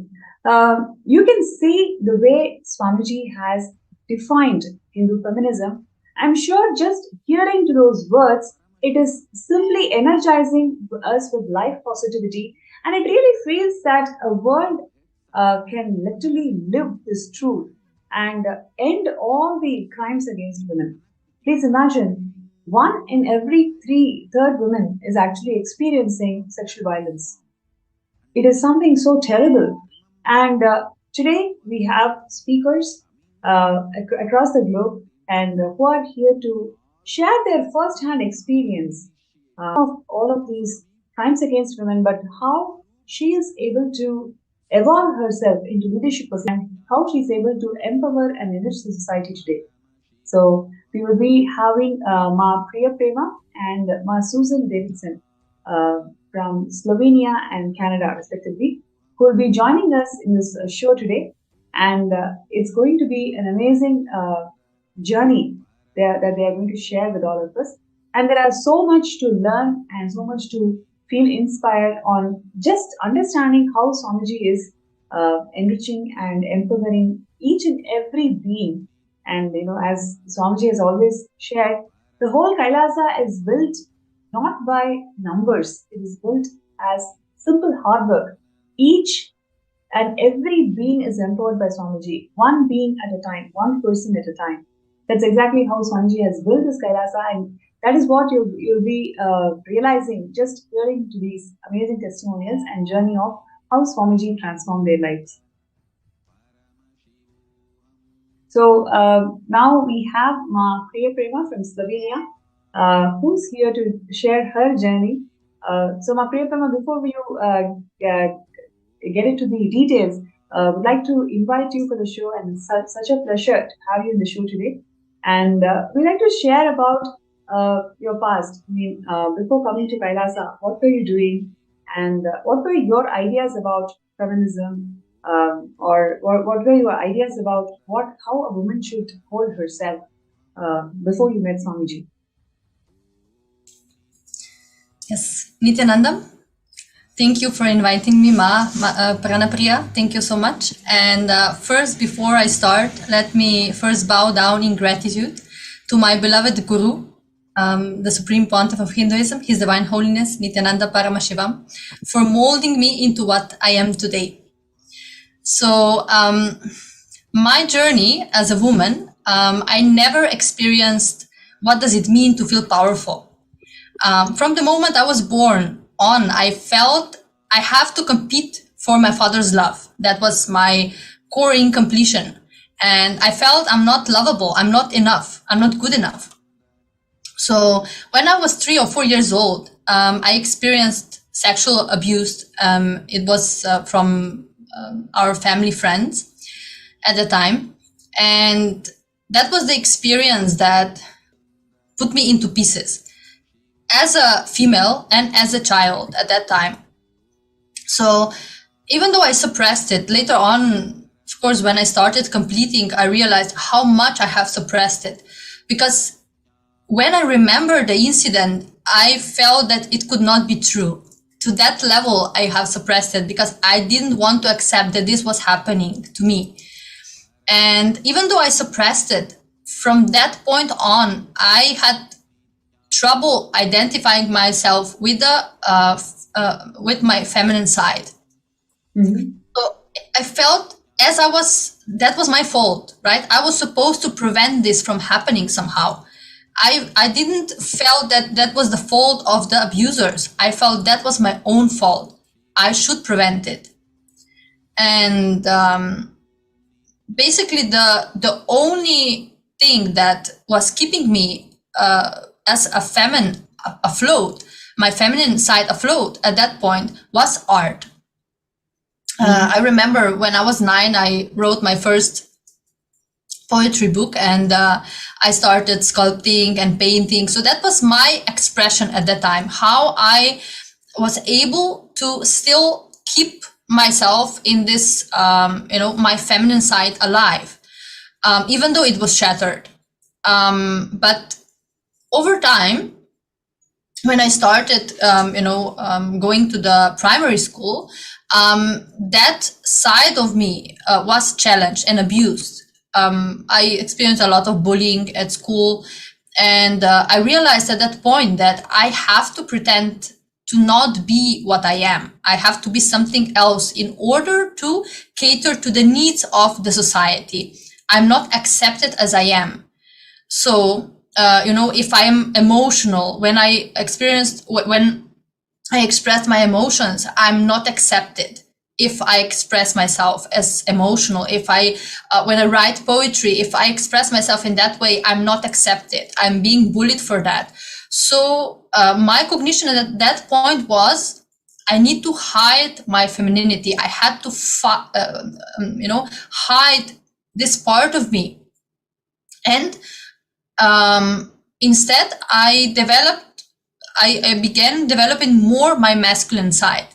I started feeling I have to protect myself. And at that time, also, I learned that in order to prove myself, I have to compete with others. So by the time I was 11 years old, I developed psychology disturbances, and I fell into depression. Simply, I had episodes where I didn't want to engage with life anymore. It was just to that level that I didn't felt anymore that creation in me was turned off. So the only solution, of course, at that time, the medical system knew, was medication, right? So that is, even today, we see how they solve this kind of situations. And even though I was just 11 years old, they put me on medication. They said, no, this is, some psychology disturbances, so we have to heal it and so on. So the side effects of that made me feel even more powerless. So it didn't heal the root cause of it. So at the age of 15, when I was 15, my father died. And then, of course, everything collapsed for me even further, because when my father died, the part of me feeling I have still the hope that, I will be able to get attention from him, the hope that I will be able to be enough to reach so high that he will be able to love me and accept me. That was, of course, my cognition at that time. I felt when he died that was over. No more chance for that. So then opportunity presented itself. We were, my mother and I, at that point, were in a really tough financial situation. So when I was 15 years old, I started working, and a person approached me and basically offered me to enter into the entertainment industry. And after some struggles with myself, whether to do it or not, I decided to do it. And when I look back now, it is basically how I figured that society will accept me. If I have the position in the society, if I have the fame, if I have that, then I will be finally accepted, right? But I ceased to live what I enjoyed.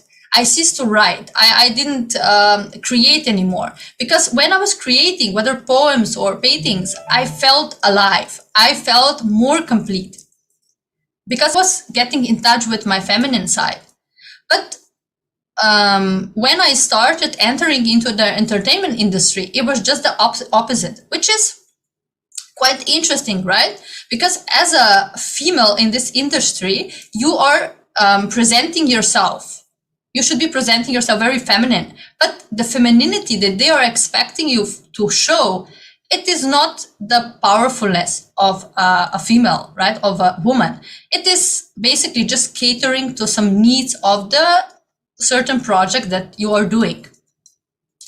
So as a model and actress, I was having external success, yes, but inside I was broken. I was shattered, empty. There was nothing there, no sign of powerfulness. So constantly, day in and day out, I was trading my inauthenticity for attention.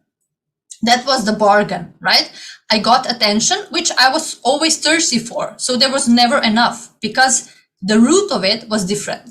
So even after some years, when I started working on television and, I became the journalist, they didn't change, because in this world, we would say, okay, this is up the ladder, right? It's a higher position, but that didn't change my inner space. I was still feeling powerless. I was still feeling I'm not good enough, because that didn't empower me. My identity as a woman by then was already shattered. So that position, no other position could empower me. So when I was 19 years old, I decided to get married. And then I also decided to leave the industry and I opened my own company. So I become entrepreneur. And at that point, I didn't know anything about that, right? But I just felt that, now that I get married, I should be more stable. I should,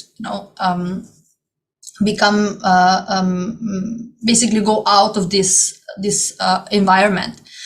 So because I was a owner of a company, I had the position of a leader, but I didn't have the state of a leader. And at that time, I felt that this was one and the same.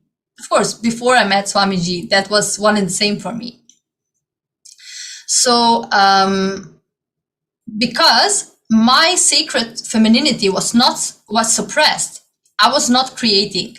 Even though I had the company, I was working, all of that, but that was not creation. It was not that real creation from the power within. I was, everything that I was doing, everything that I started had a fragrance of destruction, the fragrance of failure, because that was how I experienced myself.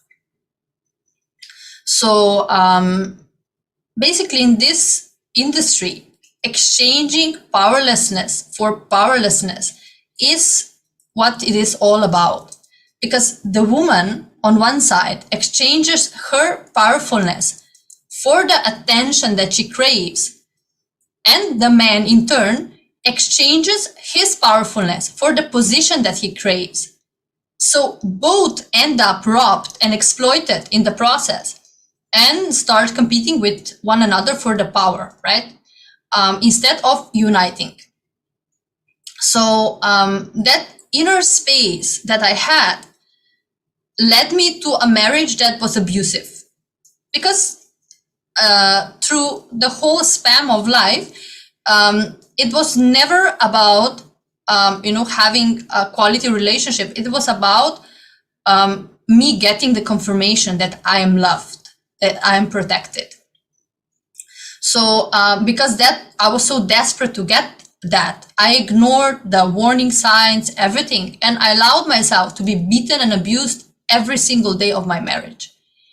And I remember myself at that time saying, not only thinking, also saying out loud that God has abandoned me, that God does not enter into that house, because I felt like I'm not deserving anymore of God.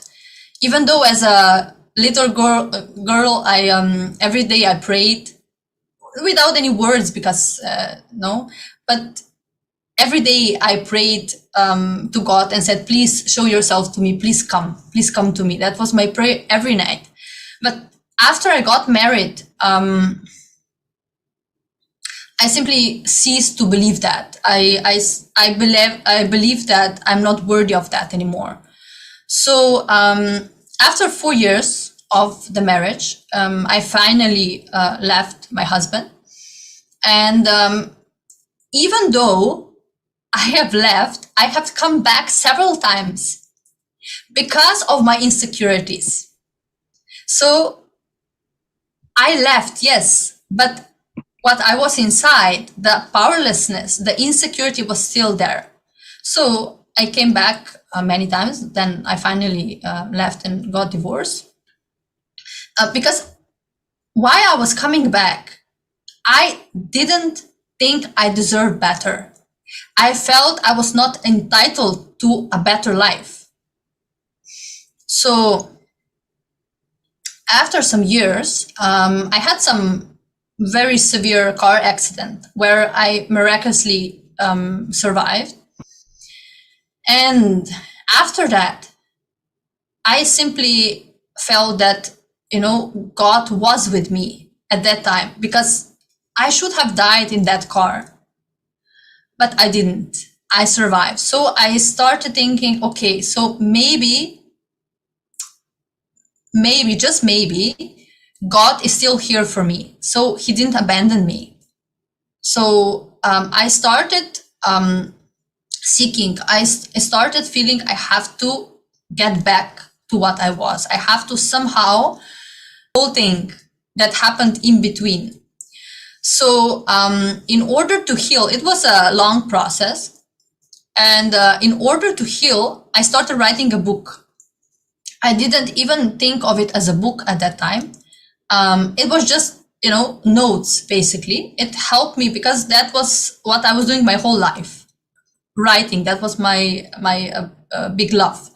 So that was my way of healing and of expressing.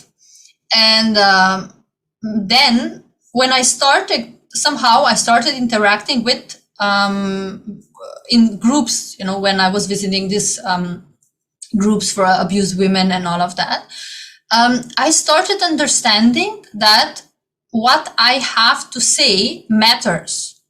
So my story, my experience matters because not all the women will abandon that marriage. Not all the women will get rid of it, right? Maybe they will remain in the marriage because of the kids or whatever it is, right? I didn't have kids. So for me, it might be easier, right? Or not, whatever. But women, a lot of the time, stay in the marriage, whether it is for children or for some other reason. And I understood from, the women that I was speaking with, that I should, if I have that courage, I should speak openly about my experience. Because the notes that I made was very raw. That was a very raw expression. I didn't alter it at all. I shared everything.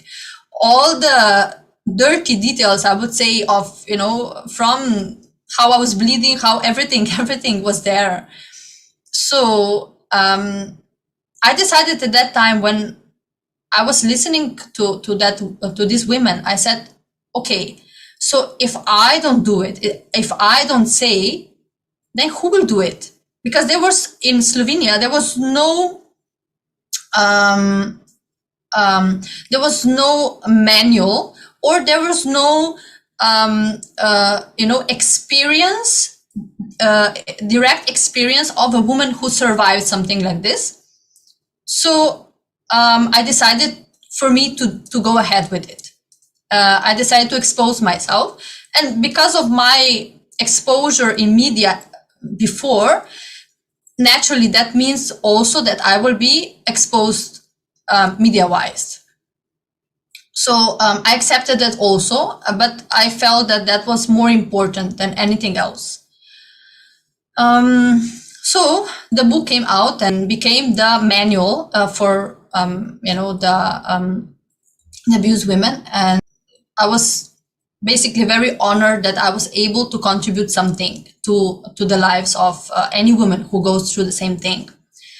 So in this process of healing and raising myself, I might have been trying different spiritual techniques to empower me, but inside, even when I was writing this book, I was still a shattered little child who deeply believed that failure is what is destined for.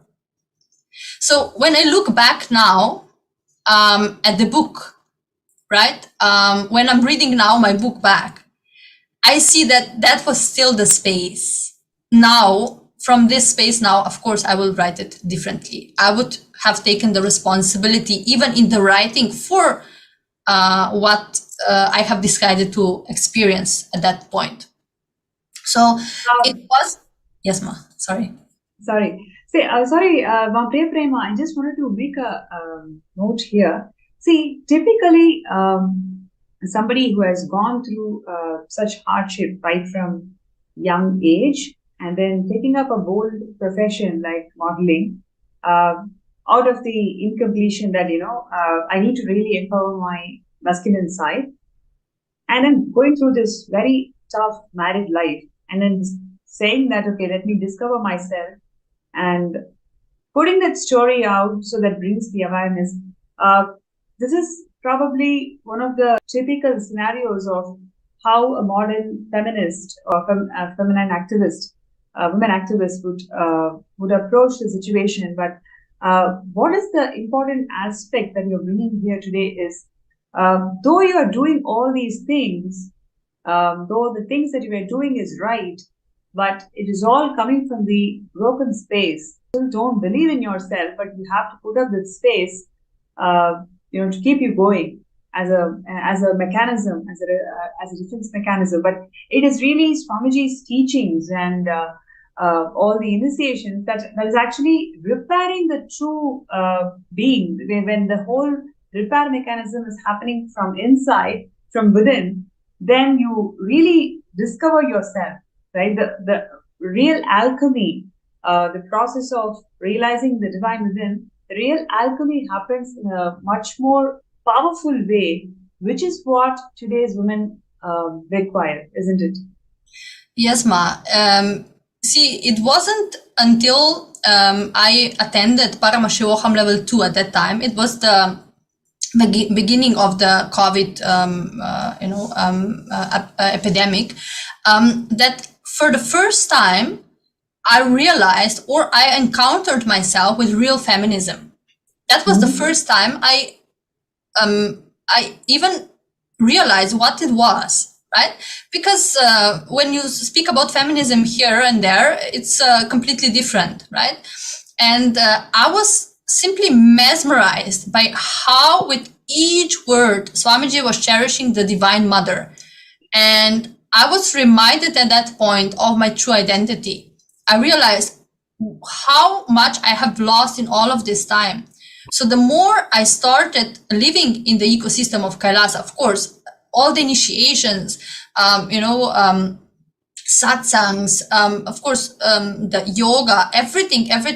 The more I started living in ecosystem, the more I felt empowered. The restlessness that I felt inside just disappeared because I did not have to search my power outside anymore. It was just sitting in my inner space, right? Waiting for me to be awakened. So, that was one breakthrough, and I still remember, the moments in this program where simply everything shattered. And I remember when I applied for the program, even before that, I was already connected with Swamiji, but I was just listening to satsangs, right? And Kalpataru program I did. But I remember still, I just woke up and I still remember the email that I got, and there it was in bolden letters, Swamiji's quote: "Once the program ends, you will not be there anymore. Only Paramashiva will be there." And I remember myself saying, that is what I want. I don't want to be what I am now. That is not what I want. That I don't feel connected to that. This is what I want. And Swamiji delivered that 100%, 1000%, more than that. So later on, when I became I became involved with, started volunteering for Kailasa, and later on, I got the blessing to become the coordinator for my country. That was the point where all the insecurities came out also, because the space of a leader was different from the position. That was the click that I still didn't got at that time. But through all the churning that Swamiji was doing, pulling everything out, but in the same time, so beautifully, exchanging the all that it was churning out with the leadership space.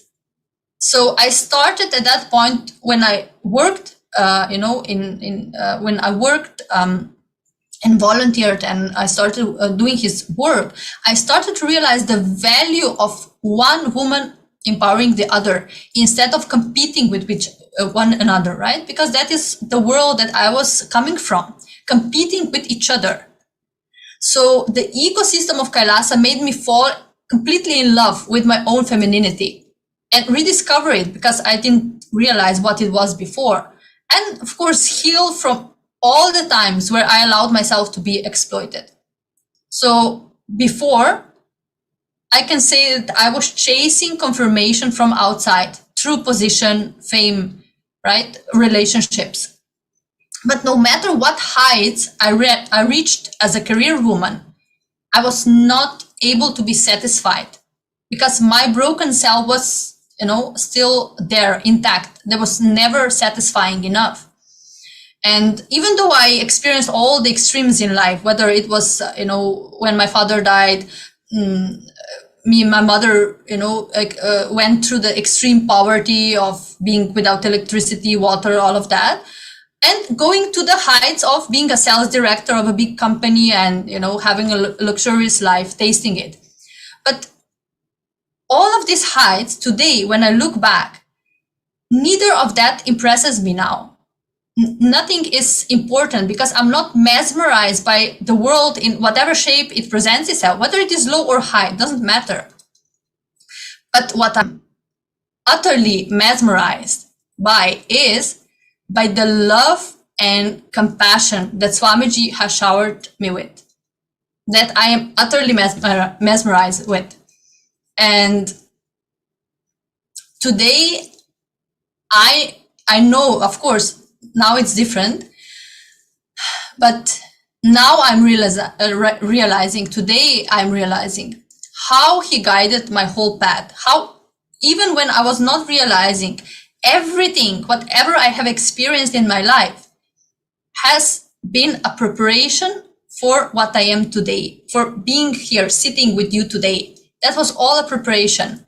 So when I realized that everything completed from the past, everything collapsed, I ceased to be a victim. I was not recognizing myself as a victim anymore. It became a celebration. Even, when I look back now at my ex-husband and all, the experiences that I had, even before that, I see it all as a lila, as a celebration, because it was all part of me being here. So when I realized that, it just, the integrity and the stability and chastity that Swamiji awakened in me, it what became my power. That is my power today. So this is what I identify myself as a feminine, right? The stability to stand by what I have decided for, no matter what happens, no matter any external situation, and the integrity to do it constantly, to not, waver in whatever direction. So because I wanted that space to be transferred to others, I decided to take a patsanyas because I felt that that is really the ultimate way how I can, empower other women so that they can get this space also, so they can reawaken this power within also. And not only that Swamiji liberated me from all, thyroid disease, heart disease, depression, anxiety, all the heavy medication that I was taking for 7 years, but ultimately, he gave me a new life. He gave me liberation from all my limited cognitions that I had about myself, from all the fake shyness that I have put on myself, or arrogance, inauthenticity. And he raised me to the space of a leader just by, I would say it's not just, right? But by awakening the divine feminine aspect in me. That was the most, powerful thing. And when I look back now at my life, how it was, just maybe if I just look back 3 years from here or 4 years, into the past, it just, there is no expression of gratitude that could match that. Whatever I say today, whatever I do today, even if, I don't know, it's just no expression of gratitude is enough. And there is no better way of giving back. Of course, I will never be able to give back. That is a fact. But the best way that I can contribute is by empowering other women and making them part of the Kailasa ecosystem. That has become my mission from Paramashivam level 2 on. it has become my mission. It has become the reason why I live. So, because I strongly believe that only through the reviving and remembering the Vedic feminism, we can bring justice to what humanity has lost by suppressing the cosmic mother in each woman.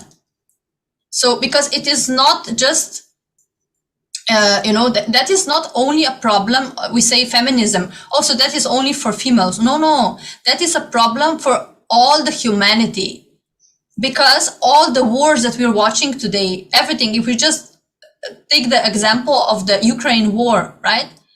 If a man leader has at home a chaste, powerful woman who is supportive, it's simply a man will learn from her how to be a good leader, how to be a compassionate leader, how to create and not destruct, how to not play power games, but instead create a better future for his people. So here we are seeing this example. If real Hindu feminism is awakened again in women, then also all the men will be awakened to a better leadership or whatever they're doing in their lives. So, I'm really... Priyaprem, I just wanted to jump in and add here. Firstly, we'd like to say that it is an incredible journey, what you're saying. Somebody who has gone through so much of baggage in the past, and that is something not very easy to let go of, to how Swamiji has made you feel that you have to enrich, you have to share the science with thousands of people. So you can see the amount of passion that you're having in terms of revival of this entire culture and the whole wing of Kailasa. I think one of the things that you also mentioned about the various initiatives of Kailasa and how literally it helped you towards manifesting what you want in life. So one thing, especially for all the indigenous women out there, Kailasa promises the right to quality of education. Every single person who is born, they have right to know the right to utilize service, which is here in this case, it is TTS. So, really, if you look into all the things that we have been discussing in a personal level, it's more of for each of the tasks, it just goes into a worm. Like there's no way how we can come out of it. But Swamiji's initiations and Swamiji's Darshans and how he connects to Devi Parashakti, when he revealed all of that, we can literally see that 8 out of 10 verses, either they carry mistranslation or that translated version does not even exist. So this is how people exploited the Sanatana Hindu Dharma when we were discussing about it yesterday. And in terms of giving voice for this initiative of breaking violence in all the forms. In every single form, that there is this huge pain, and Swamiji's grace and blessings. We need to think about how do we come out of the situation and really live the way he wants. You can see here so many beautiful reminiscence of Ma Priyaprema, where she's receiving all these certificates from congressmen.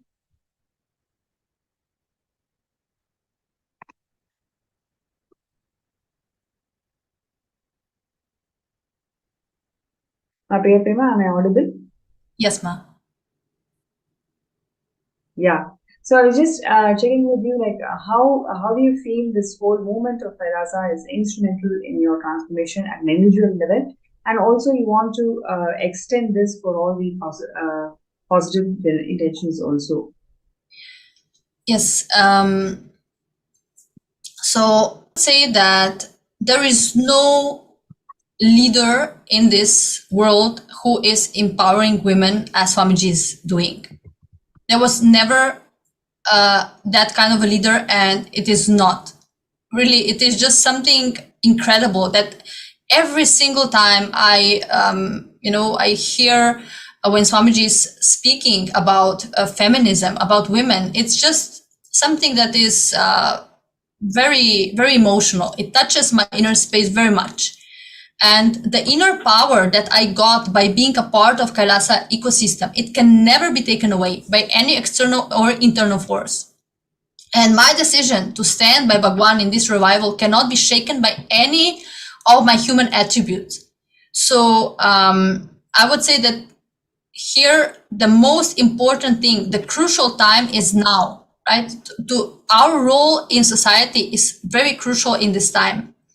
And how his love and patience nurtured my inner space in such a way that I'm now able to represent Kailasa, like you said, right, in front of the, president and ministers and mayors.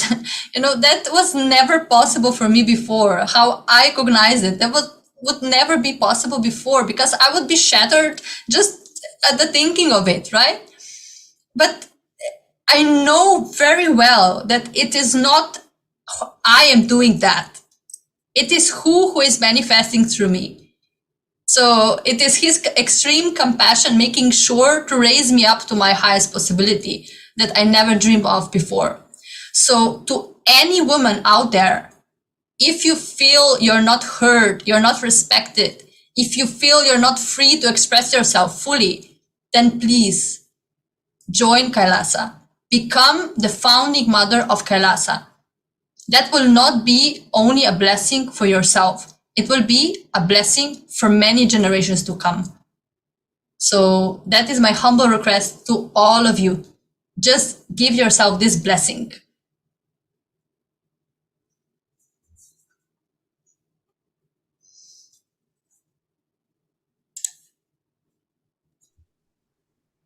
Yeah, I think that was a very powerful sharing, Priya Prema. Thank you so much for being open.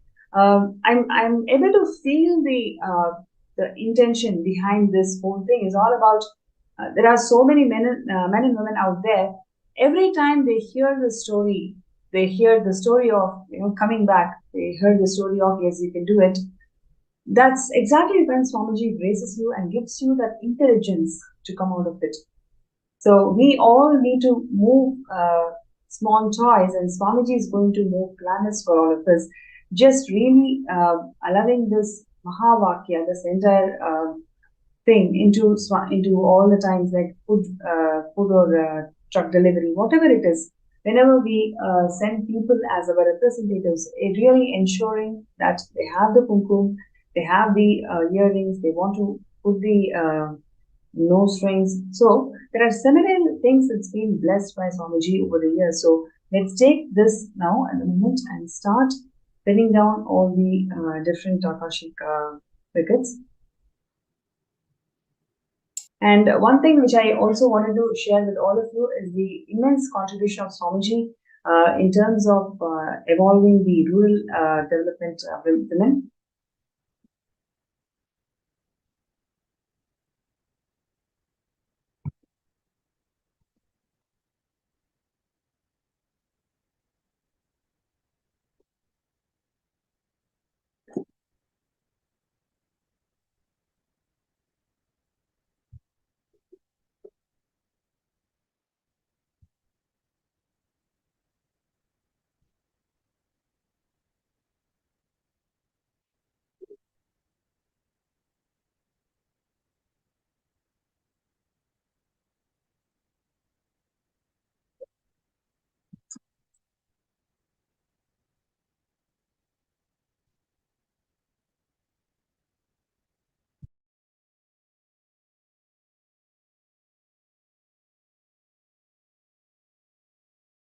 Yes, you can see this powerful expression of Hindu feminism when Priya Prema was sharing, and she also touched upon the various initiatives that Swamiji has given to the world, whether it is in terms of education, right? So, how many of you know that 1 in 5 children, especially women, they don't have basic access to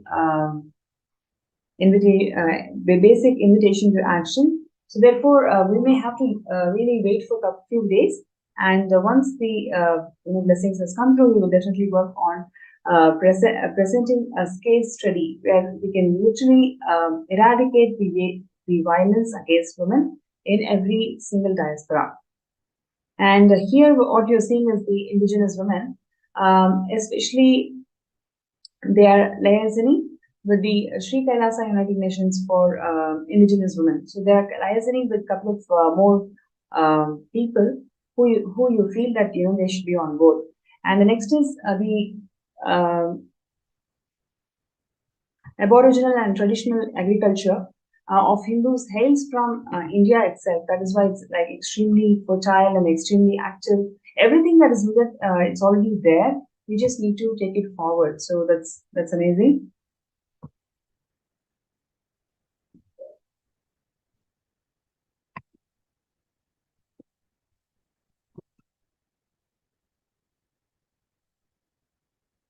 So while we wait for Ma Priya Prema's concluding remarks, it's my pleasure and honor to welcome Susan, Ma Susan, for this segment today. Thank you so much for joining. Thank you, Ma. Thank you for the invitation. Beautiful. Ma Susan, would you like to share about yourself, the brief journey of who you were and what were your ideas and how those ideas really matured after Swamiji opened this for the whole public? Sure. I've known Swamiji, 10 years now. So I can say my perception of myself, life, other people have completely transformed since I met Swamiji. And since we're talking about Hindu feminism, that was an issue growing up that was always close to my heart, because even as a young child, I always had this sense of social justice. Like I saw what wasn't right. I saw what was fair, what wasn't fair, but I didn't have the language. I didn't have the inner strength to really know what to do about it. So when I was growing up, and this is back in the 60s, so I'm really dating myself. It was a different time, but it was also a time where women were starting to have more of a voice. But as you mentioned earlier, feminism was often framed within a competition. It was a competition against men. It was like men were doing bad things and women were often, and even myself, I remember being like, my inner space was that of anger and frustration. And then I realized as I got older and a teenager, and then in my career, I knew a few women that were feminists. And there was one organization in particular, and it was like kind of a radical feminist organization. But I realized that there was a lot of anger. It was us against them. And then I observed that the women within this organization started having arguments and fights amongst themselves. And it was only when I was getting ready for today's presentation, and knowing Swamiji, I have a better understanding of what was going on. And what Swamiji did for me and is doing for the world is really transforming that inner space. So do we have an inner space of powerlessness, of anger, of frustration, of unfairness?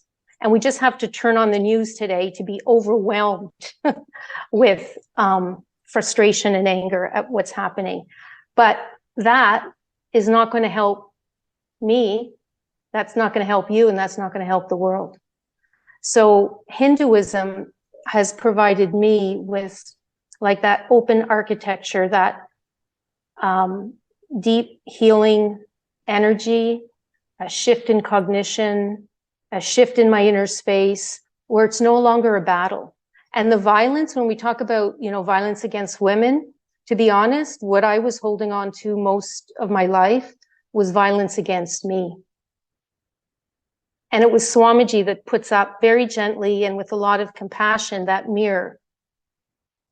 And so what am I like? How do I get out of my own way? How do I move away from those powerless cognitions? How do I move away from my self-destructive patterns? How do I move away from, like growing up, I just wanted to be we call them a wallflower. I just wanted to kind of blend in the background. I didn't want to stand out. And I had this real fear of speaking in class when I grew up. That didn't go away. There was a real fear of public speaking.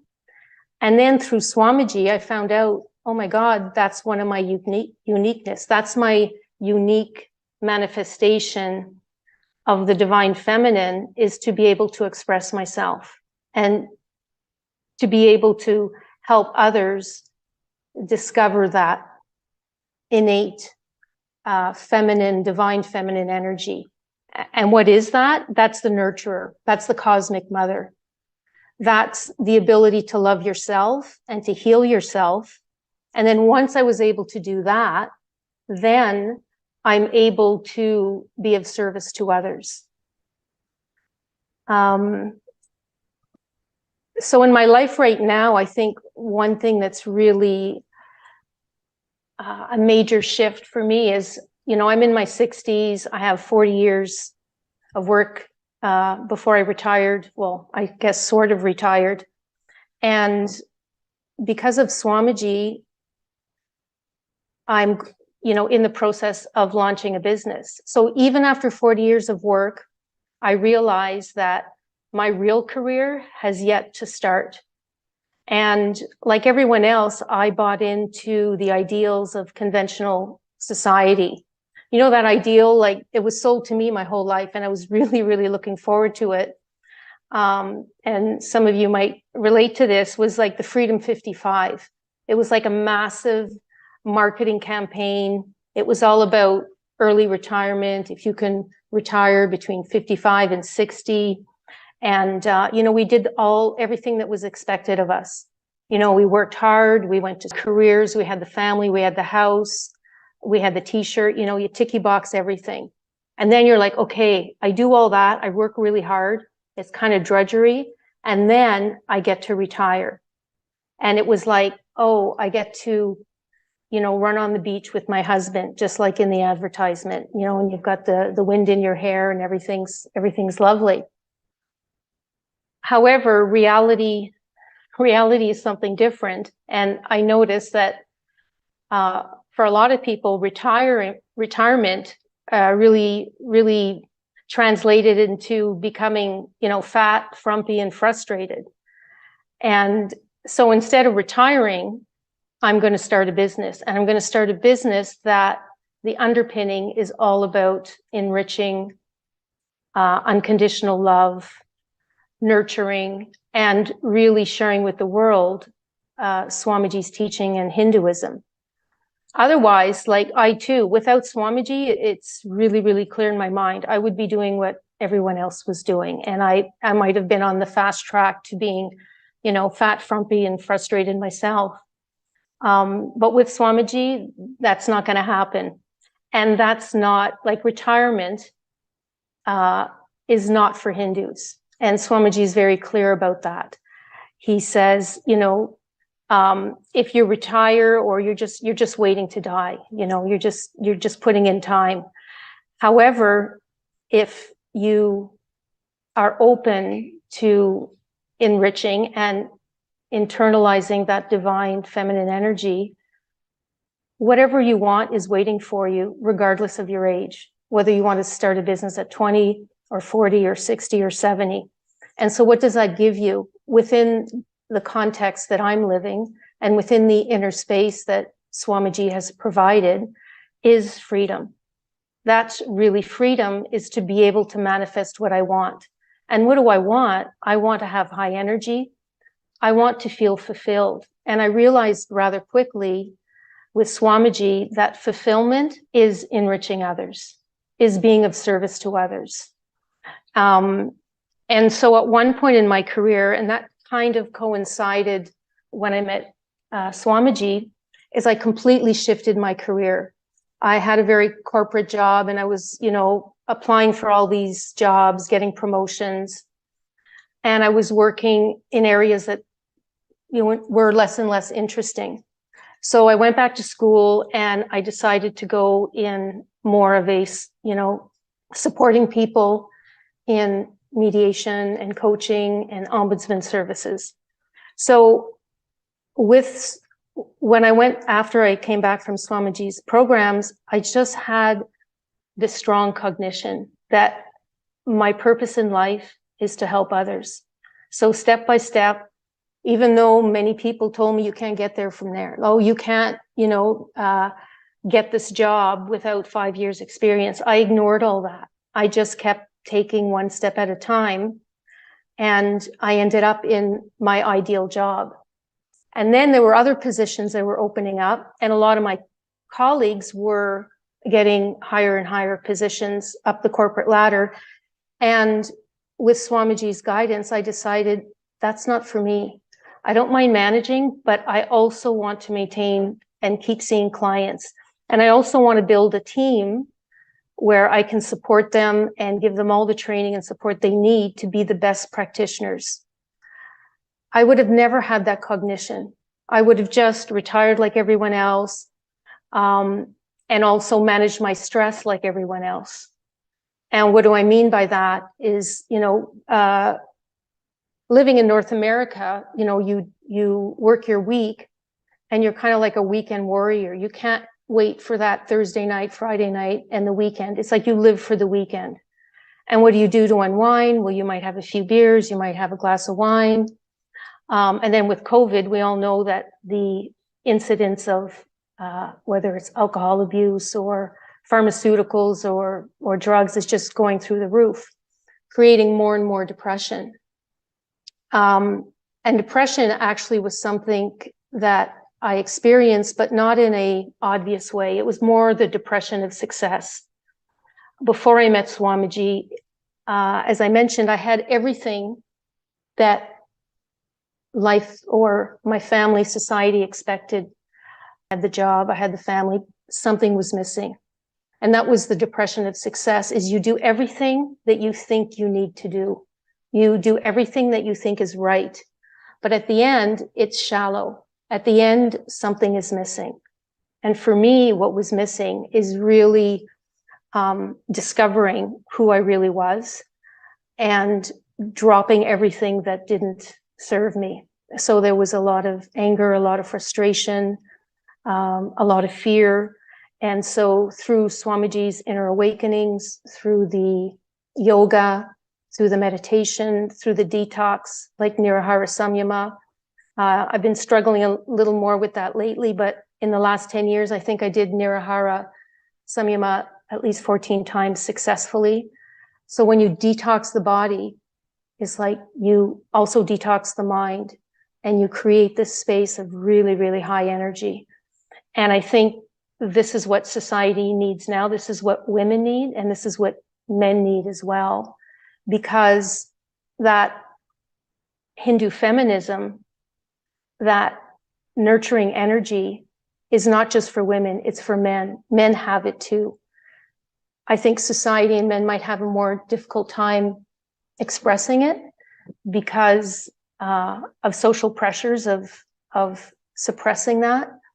But Swamiji tells us that we can easily nurture that divine feminine.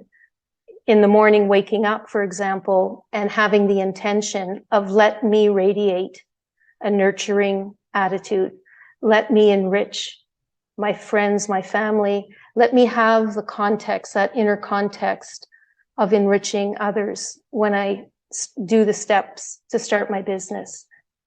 And that intention is really powerful. The other way of connecting with that Devi energy is just nurturing, whether you're raising children or helping the elderly or taking care of animals, all that is nurturing.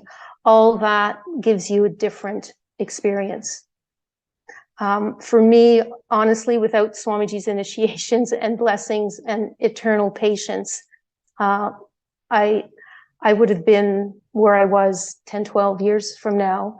Whereas right now, I can see that, I have another, 20, 30 years of work in me, but not work drudgery, not work I have to do it, but from a space of, let me express that Devi energy. Let me express my uniqueness, because we all have a gift. It's all there.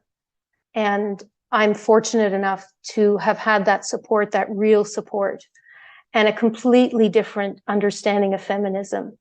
feminism not based on competition, not based on anger or violence against anybody, but a real powerful space and a powerful cognition. And that is very much what the world needs today. And it's one person at a time, one decision at a time, one day at a time.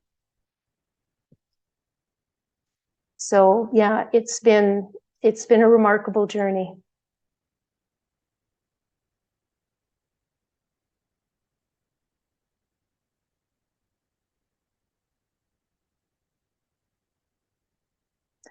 I can also add that through Swamiji, I talked about, changing my career. I also quite easily was able to change my lifestyle. And that is very much part of Hinduism. And stopping the violence, because violence is not, we think of it, someone hitting you, but it's the psychological, it's the words that you tell yourself and others. And it's also the food that you eat. So I became vegan. And I dropped, it's been a long, long time since I've had anything to drink. There's no recreational drugs.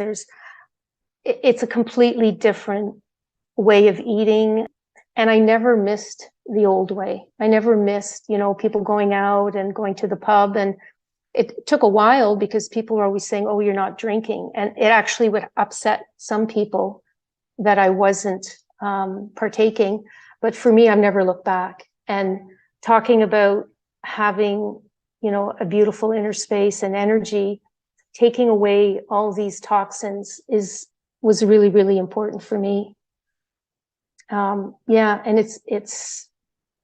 it's nothing I miss at all.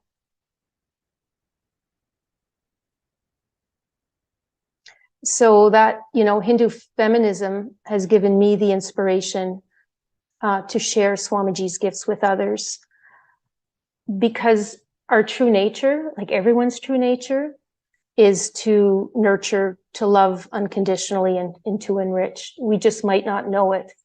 Whereas pre-Swamiji, I was way more focused on myself and way more focused, let's say, just me and my family. And now I truly, truly do care about others. I care about strangers. I care about humanity in general, because we do all have something to share and something powerful. And, I mentioned earlier kind of, moving up the corporate ladder and the rat race. And one thing Swamiji said once, and it always made me laugh. He said, you can win the rat race, but at the end of the race, you're still a rat. I always thought that was like, okay, note to self. And that's door number one. Like, we can just keep doing what society is dishing out, or we can stop and reflect and say, I want something else. And I would say behind door number two is the really powerful science of Hinduism. Behind door number two is you have the ability to open that door to your true nature. And that true nature is the divine feminine. The divine feminine energy that nurtures you, that loves you, that heals you. And then once you heal, then you could be of service to others. And throughout my career, I've met a lot of good people that have wanted to help others. Oh, I'd like to do some volunteer work overseas, or, I'd like to work with women or men, and unfortunately, a lot of them, it's just kind of a pipe dream. Why? Because they're too tired. Why? Because they're so dragged down by their own life, and the toll that society takes on them, that they never actually get to live have a fulfilling life. And Swamiji has told us that's why people are so afraid of death, because as you get closer to death, you realize, oh my God, I didn't do what I wanted to do. There's something missing, And intuitively, we all kind of, in the dark moment, or a moment of, reflection, it's like something's missing, something's not okay. And Swamiji provides all that, whether it's like, especially now with all the online programs, with yoga, with detox, there's something for everyone, because everyone, men and women, have that, I think, birthright to manifest their true potential and to feel that Kundalini awakening, to feel experientially a really strong, to actually like yourself, like truly like yourself, not just a Facebook post where everything looks good, like to truly love yourself and then to be able to share that with others. So in a nutshell, that's been my experience. See, one quote that Swamiji shares is very stood up for me, which is, he says, woman is emotion and her very breathing is power, right? So it's such a powerful statement. Every time I remember that, I feel empowered. With this, I feel we're all being reminded of an extraordinary potential that we have to bring stability to the world, right? Because we are sharing here our own experiences, but in reality, every single woman has an experience like that, for sure. And if each one of us stands for Hinduism, stands for the revival of the science, because it's a science, right? Everything that that Swamiji gives, whether it is puja, whether it is, yoga, Panchakriya, whatever it is, everything is, a science. So for me, how my body transformed, how everything, single aspect in my life transformed through all of these practices. And this is something that has been taken from humanity. I feel that we have the responsibility to bring this back, to stand. I think it has really come the time to stand for the Sanatana Hindu Dharma and really make sure that each woman gets empowered to stand for herself. Because sometimes I feel, when we are attending programs, right, like Paramashivam, Paramashivam for 21 days, right? So if you're a mother, you have children, sometimes as a woman, maybe, guilty, right? Or, I'm spending all of this time in a program, but my family is not taken care of. But in reality, there is the most compassionate thing that you can do, because, that is how we empower also our own families. So, yes. Yes, very much so. And you bring up a good point, because often we'll say, well, especially as women, like, okay, well, I've got this to do. Other people are counting on me, and you get pressure often from family and friends. And I went through that, even when I changed my lifestyle. And I told one of my sister, I said that, I'm not drinking. I haven't drank anything in a year. She burst out laughing and said, oh, it's only a matter of time. She had no idea of my commitment, or once you don't have that in your system, it's like, I don't want that ever, and so it's the enriching your family. And now no one thinks twice. Or if I say, oh, I'm doing a program, they get it, and there's, for myself, Swamiji will come in and help. Like if you have a barrier, it's like, oh, my husband's not supportive, my kids are not supportive. I have friends or family that say, negative things about Swamiji. If you have the intention, if in your heart of hearts that you just connect with yourself and say, okay, what is it that I want? I want to feel peace. I want to feel good about myself. I want to make a difference for me and others. And you're just sincere in that intention, and connect with Swamiji. Just look at his picture.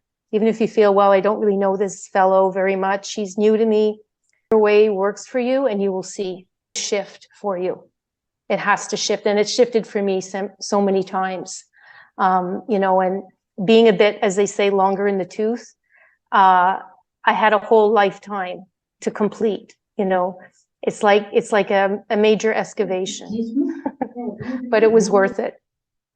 It was very, very fulfilling. And yes, definitely Hinduism is the way of the future. Why? Because it has something for everybody. And it's based on experience, and it's based on real healing. And as we say, the proof's in the pudding from everyone that's benefited from Swamiji and Hinduism. Yes, and what we are seeing today is the story of two beautiful women who have gone through huge things in life, but how they're able to empower themselves by teachings, and how Swamiji has really shifted them from within and gave a complete new perspective, new dimension, and how they've evolved themselves in different leadership positions in life today. The value of Hindu feminism, that what we are seeking today, is something so phenomenal, and there are huge number of contributions that Swamiji has done to empower feminine consciousness. So we can take a look at some of them.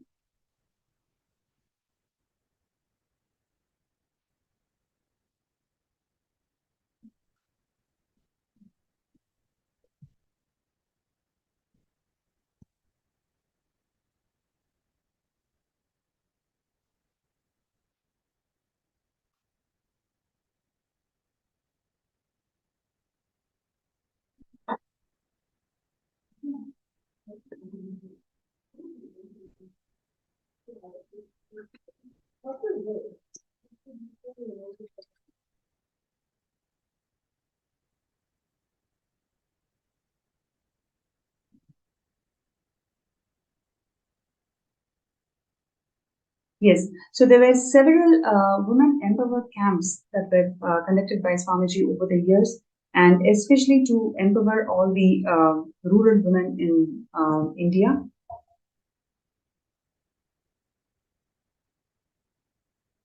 And what you're seeing here is the courtyard sessions where the Balasans, female Balasans, are empowered to empower and initiated to manifest the powers.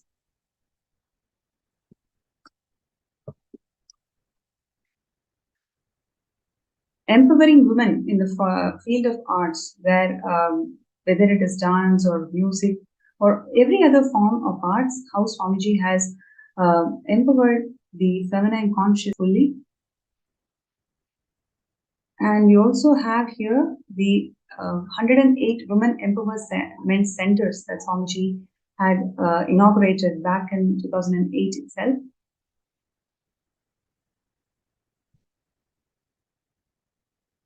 Yes, what you're seeing here are the pictures from 2009 Women Empowerment Centers.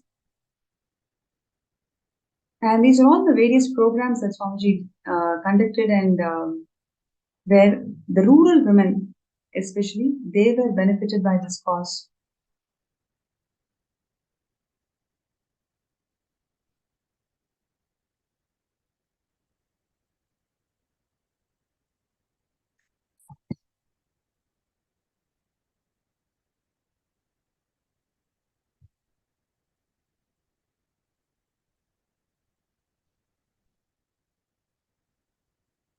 Yes, and these are all the different medical camps that Swamiji conducted over the years to help and benefit the health of the rural women.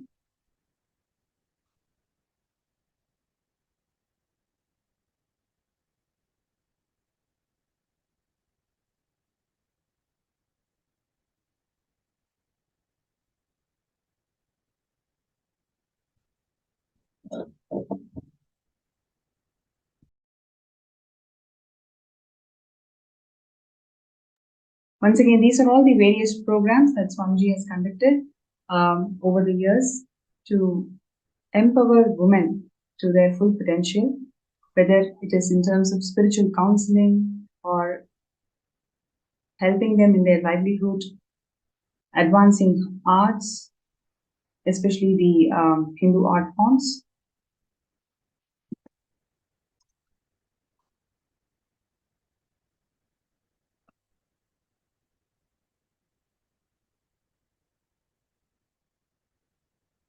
And the agriculture, even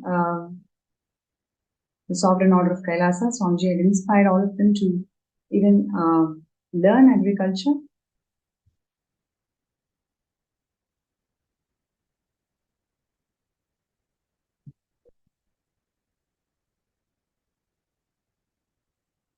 And, the Kailasa temples worldwide has empowered the women to perform the temple rituals. This is probably the Vedic temple where for the first time the women are empowered to perform temples, Hindu rituals by themselves.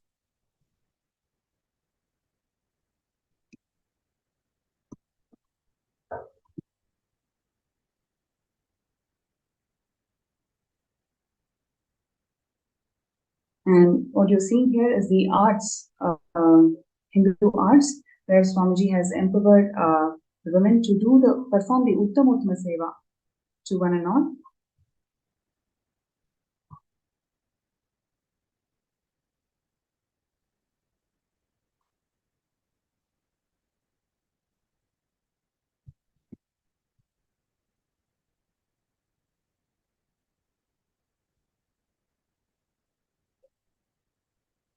Now, to accomplish this goal of robust, sustainable, balanced, and inclusive growth in society, what Swamiji is doing is incredible contributions by reviving the true spirit of Hindu feminism. What we saw today, whether it is Priya Prema or Susan's journey, has been so touching, so many lives today. It's mainly because how they have come out to express what they've gone through in lives and how there is solution for everything. And like what Swamiji has many times shared with all of us, Hinduism has solutions for every single problem out there, especially whatever the world is facing.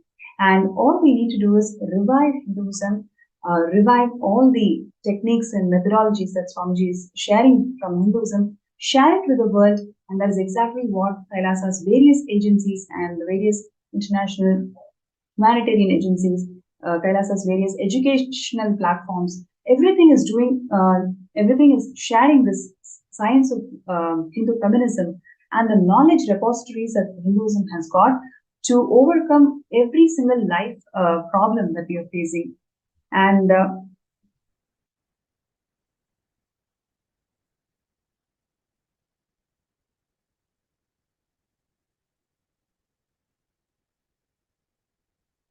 I'm just looking through the comments in various platforms.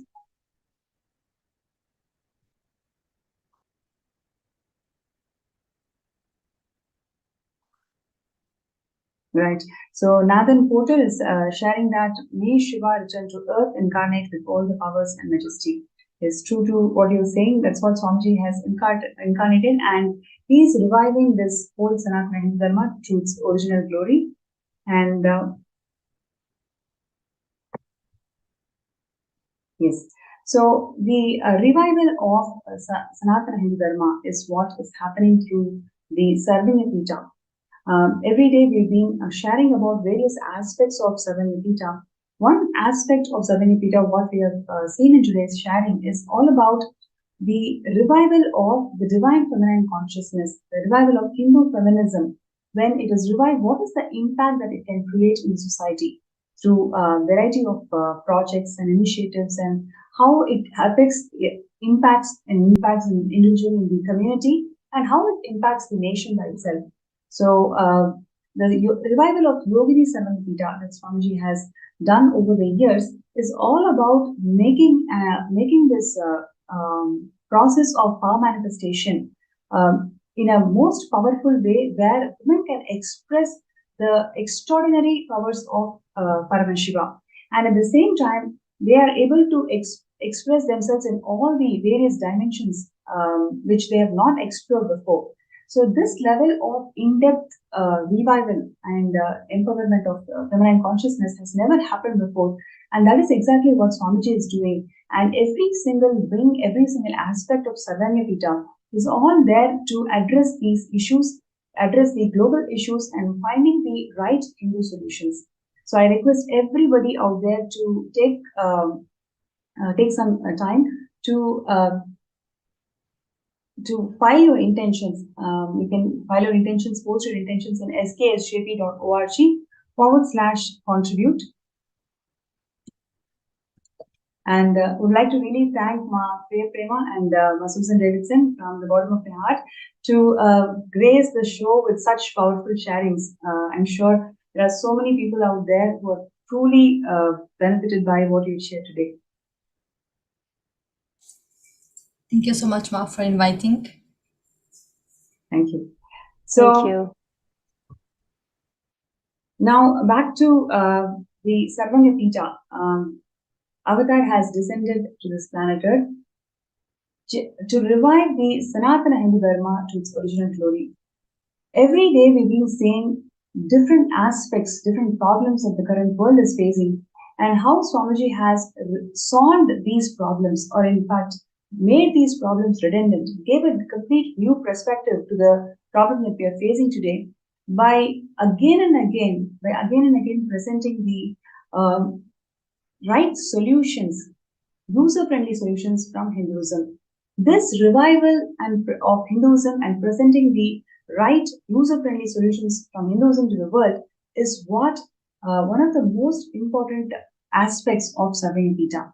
If you feel that yes, this is something to the world, especially when 1 in 3 women are experiencing the gender violence today, what is the way out? What is the way how we can empower ourselves and to find a society which is all inclusive, which is all inclusive and cooperative, and where the gender justice and gender equality is the norm of the society? Kailasa is the solution. Kailasa is really the solution where you can experience the true Hindu feminism, where it is not about competing with women, it is about expressing the uniqueness of who you are and what you do. So, would like to request all the viewers out there to take a few minutes and file your intentions. You can post your intentions in sksjp.org/contribute.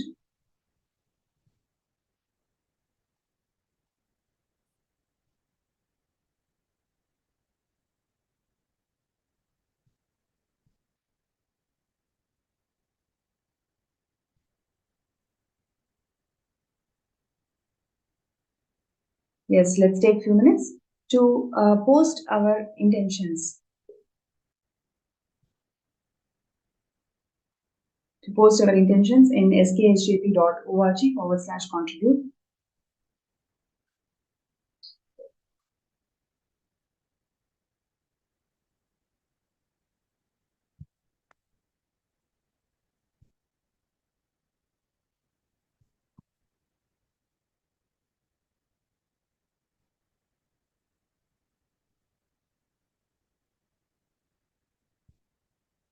Right.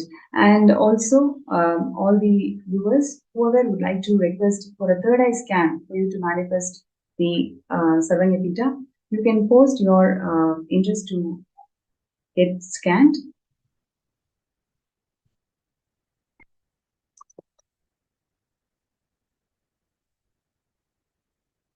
So everybody who's interested to get your third eye scanned, to move the obstacles, whatever is the obstacle, to manifest Sarvanyapita, you can post that and we will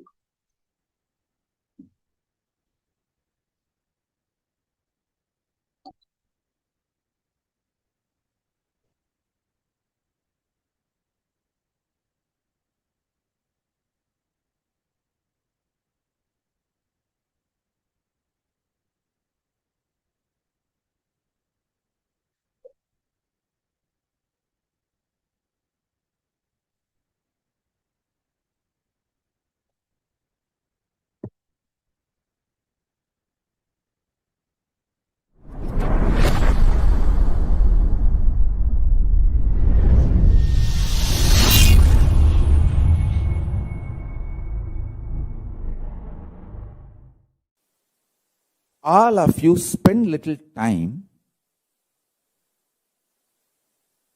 study what is your secret coding of the software which is coordinating your body, which is keeping you alive. Understand? I want all of you to know, you can scan your body consciously and scan others' body consciously. It is simply possible. Just little unclutching you need. Practice little unclutching. That's all. That is all. That is all you need. this Pachapatni Vratam, I'm planning. You'll be having it for 28 days. That will help you intensely to discover the secret software coding with which you are functioning. You operate. You keep your organism alive.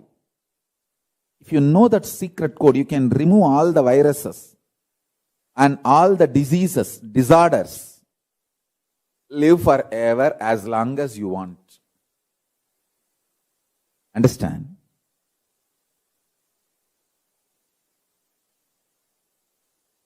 I want all of you to know, listen carefully. Genetically itself, Hindu women carry this knowledge. This knowledge is in the DNA of Hindu women.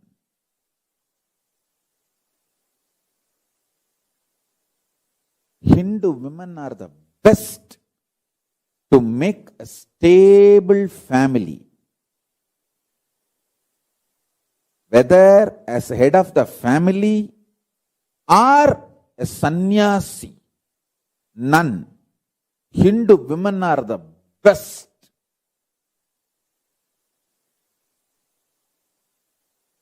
In the whole world. Go to the statistics. I am not making blah blah statements. Go to the statistics. Hindu origin, Hindu heritage women. See the diverse rate. Compare it with the women from other civilization. Hindu women are the most stable family heads. Whether in business, running a family, professional success, even as nuns. The terrorists who are trying to destroy Hinduism, they steal Hindu women because they know Hindu women make best family. They make the best family head. It's not something recently. For last 1,000 years, our women are stolen. That is why our women decide to jump into fire the moment they feel that they will be stolen by the terrorists and invaders. They commit sati. If they know that they are going to be stolen by terrorists and invaders. Same way, just study. The core part of the Christian nuns is Hindu women converted. Go and study. Then you will understand what I am saying is true. Only in India, 75,000 nuns. From where they are coming? From Hindu civilization, converted. They form the core, backbone of Christian conversion mechanism. The missionary mechanism. Whether as a grihastha or as professional or as nun, Hindu women are the best.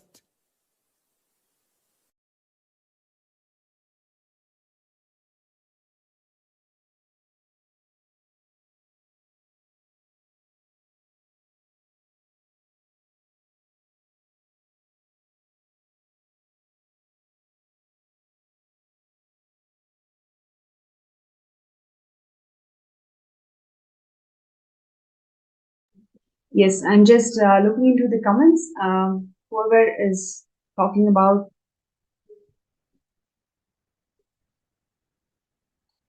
the Hindu feminism segment, thank you so much for the guest speakers who came and shared their valuable life journey. And now let us go to the power manifestation session where I'm going to scan people, whoever is feeling stuck in manifesting SJP. So Hiranmayi has asked for a scan, Nithyananda. So let us please sit straight, chant Mahavakya. Om Nithyananda Paramo Om Nithyananda Paramashivam Om Nithyananda Paramashivam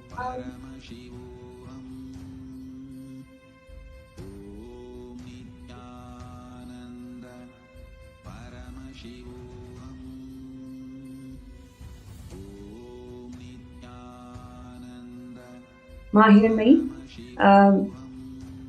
one thing what Swamiji is showing is pick up 3 things in your life which you have deliberately given up, deliberately decided that this is not for you, it's very difficult and I don't think I can succeed.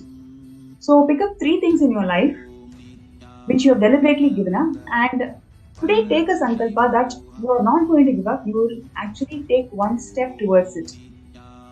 The moment you start taking one step towards it, you will see whatever is right now stuck towards your manifestation for SJP, you will simply move on. Swamiji's grace and blessings, it will simply happen. So write down 3 things in your life where you have given up deliberately because of some impossibility that you cherish.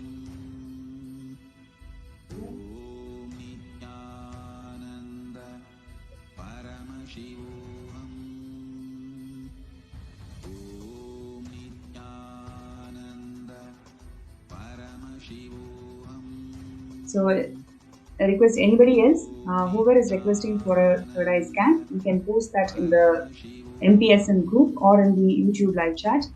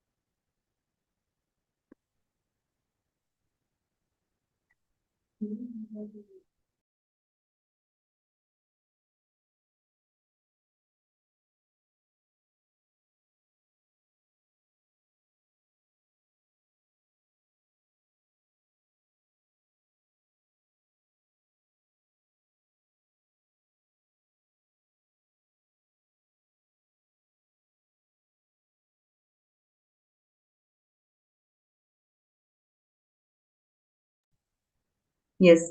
So with this, we come to the end of this session, and we will get ready for the Darshan, the Bhava Samadhi Darshan of the Supreme Pontiff of Hinduism, Bhagavan Nithyananda Paramashivam, manifesting as the Samhara Murthis.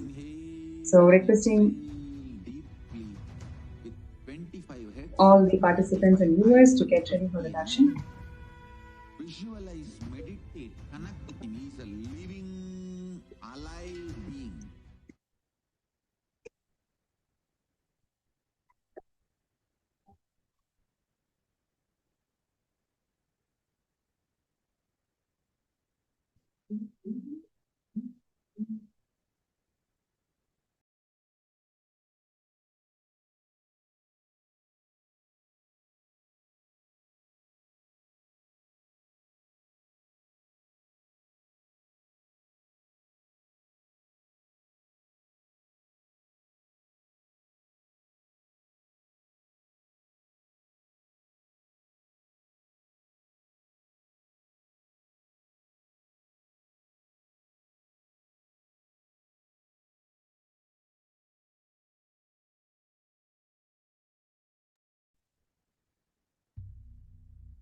Nityanandam.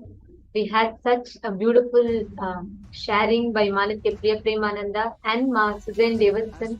Many of us uh, from different walks of life listening to this would have encountered similar crises and situations in your life, right?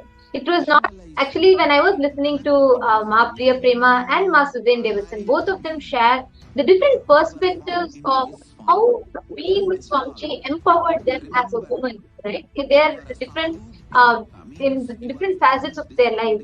And I just remembered how so many people, I have seen so many, I have heard from so many people who have experienced, who were from different walks of life, who have experienced phenomenal healing and empowerment after coming to Swamiji. Here, I can see so many of you. I have heard from Jyoti Konda. I've heard from so many of you that are here right now. So I request each of you to share. How many of you sitting here, when you listen to this, when you listen to the sharing from Priya Prema and from Suzanne Davidson, how many of you felt, oh my God, yes, after I met Swamiji, I never would have ever cognized myself like this if not for Swamiji. I would have never understood what feminism or what empowerment is all about if not for Swamiji. It's not, this question is not just limited to women, it's also for men, everyone that I hear, everyone that I hear. So I request all of you to share with us, how have you felt empowered after you met Swamiji? What did you feel as, the strength or the empowerment that happened in your inner space after you met Swamiji? Because many times the cultural upbringing that we have, the societal upbringing that we have, feeds us into with multiple of these ideas, be it related to gender, be it the all the pressure that society adds us about gender, about being whichever, right? There's so much of pressure. You have to be a certain way, and we're all stereotyped. Genders are stereotyped, and a lot of this, many of us face. It can be because of your religious identity, your cultural identity, your gender-based identity, or your belief. It can be any of this, but many of us have multiple times faced this in our lives. So I request every one of you here that are sitting with us to take a few minutes and let us know on Facebook. Please go ahead and post on Facebook which aspect have you felt empowered after meeting Swamiji. Ma Sukrendrananda, Ma Swatantra, Ma Jalandhara Sthitananda, Ma Devika Rani Rapatham, Ma Zeng Shuyon, and Ma Sadashiva Yogini, Ma Nitya Naresha. I request everyone here, Ma Durjati and Ma Yoga Malar. I request everyone, Ma Sally Chen, Besant Tekeste, Ma Brahmanyana, Ma Margarita, Ma Hilde Jararet, and Ma Abha Sharma. Wow, there's a lot of you that are sitting here. Rahul Aswani here. So I request all of you to take next few minutes. Please post on Facebook which aspect did you feel is unique to your introduction about understanding what is gender equality, or understanding about the how in multiple times where the society has conditioned you a certain way, how after meeting Swamiji you felt empowered and you were able to break that path, you were able to tread that path into a completely successful and healed aspect of yourself. I request every one of you to share this. I'm sure everyone here has a story to tell. Everyone here, like what we heard beautifully from Ma Priya Prema or Ma Suzanne Davidson, I'm sure everyone here has. Actually, it's very concerning that despite of the centuries, I would say, of different types of empowerment being done, right? Like earlier, when it was Sanatana Hindu Dharma, all the kingdoms, the basic nations were thriving. And at that time, having women and where women were worshipped, even in our scriptures is very clearly says how it is valuable and right. So at that time, the way how women were, how women were respected was completely different to now. How, despite all progress in recent years, women still face many barriers to empowerment. These can include discrimination, lack of access to education, healthcare, cultural norms that limit women's roles and opportunities. And if you actually go into the root of this whole thing, it starts from the fundamental cognitions that we carry about ourselves, that we carry about women, the cognitions that we carry, how we hold ourselves, how we hold others, and what society teaches us to believe. The mentality needs to be completely transformed.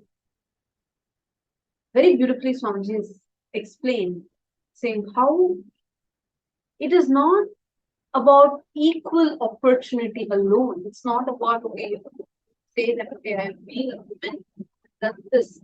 That alone is not the thing of a real empowerment. It is about you discovering your ultimate power, awakening that divine feminine consciousness in you, and from within being empowered. And you have the ability to progress in your life, take decisions in your life, have the ability to handle, digest things in your life, and build yourself strong. Actually, that's it. It's very beautiful. Shastra Pramana Manusmriti, where the verse beautifully says, Yatra Narya Supujyante Ramantre Tatra Devataha, Yatraustu Na Pujyante Sarvas Tatra Phala Kriyaha. It says, where women are honored, divinity blossoms there. Wherever women are dishonored, all action, no matter what, how noble it may be, remains unfruitful. It is not just about women, or it's not just about the what we understand as women empowerment. It's about the whole gender barrier being completely broken and how it completely changes the very ecosystem around us is entirely different. And it is only with Swamiji here we get that extremely beautiful space around us. Actually, if you see, right, the kind of trauma and the emotional abuse that women go through, actually not just women, anyone in this gender discrimination, people that are victims of this gender discrimination, by the kind of trauma or the abuse, physical and mental health issues that arise as a result of these abuse. The survivors of these victims that are survivors of these kind of abuses are not like they try to only come out of it, they try to cope up with it. There are many rehabilitation centers that are there that help. But what Swamiji is doing is something phenomenal because Swamiji is addressing the very root of the issue and changing the very perspective. Today in Kailasa, 80% of leaders are women. In Kailasa, all of us know, we've been, like many of us here, I would say most of us here have been with Swamiji for more than 5 years, 6 years minimum, right? And all of us have seen how Swamiji, the kind of cognitions, be it starting from worshipping Devi Para Shakti, the ultimate divine cosmic mother, bringing in mother worship, or the stance Swamiji has about the 11 genders and the empowerment Swamiji gives about gender equality, and 80% of leaders in Kailasa are women. this kind of initiatives that Swamiji has taken. Ma Pranapi also showed us a lot of pictures which showed the different other initiatives helping rural women, helping the indigenous tribal women, and giving them economic support, emotional support, spiritual support, so that they can build their lives and come out of all the social norms that have been instilled on them, which is restricting, which is stopping this, making them be bound within themselves. Despite of all of it, there are so many women that are able to come out of all of these, breaking barriers, and are able to really so beautifully. Manika Premananda was sharing how, despite of whatever she had gone through, how it was Swamiji who healed her from all of that and showed her the possibility of a life where there need not be any abuse. Swamiji gives us the most powerful cognition that you can never be violated. Today, if you become part of the Maha Kailasa, you will see how just by you becoming a part of it, you are saving many, many, many women's lives. Lady had one, I think, just how one was from a totally different perspective of how even after retirement, she felt she still has a possibility in her life because of the fundamental cognition as a human being is a seed and is a possibility. And we also heard from Priya Prema how she shared what people think society thinks being a model, being a star celebrity, is that bling life is the most successful life. But she shared what actually happened to her, what are the different things she faced, and how it was because of how she is feeling empowered from within. Now, if you're watching this and if you feel that you want to take a step, be a part of this great revival that Swamiji is doing, and transformation that Swamiji is bringing into all of our mental systems, helping women to actually break through these barriers, then become part of Mahavira. Your support, your step to become a part of this will make you be a part of this most auspicious initiative of empowering women. Real empowerment. Will even empower you. Now in this space of experience, highest conscious existence of yourself. So now, yes, and okay, there are many of you who have posted your comments. Priya Yogini and Nithyananda said what the monks shared just now was particularly great and shocking. Suddenly feel that women have been invisible violence, and violence is everywhere. And Devika and Era has posted. Definitely, I'm feeling empowered. So much healing has happened. I received so much right knowledge about life from sessions. I love myself and others, giving me confidence to face myself. Thank you, Bhagwan and Sangha. Absolutely, if not for Swamiji, world would have never gotten this sign. It is not just to do with us, our identity as women, or just gender limited. Even empowering us to realize that we are divine, we are conscious, that we are not bound by these genders. And Swamiji brought in this whole thing. When we are fighting about, men or women, Swamiji is bringing this whole thing about 11 genders in Hinduism. Hinduism is rich with the knowledge that we have. There are so many powerful truths, powerful cognitions, and ways to exist. On Nithya Yogini shared very beautifully how this you're able to understand about this violence, right? Ma Nithya Yogini, you tell in the place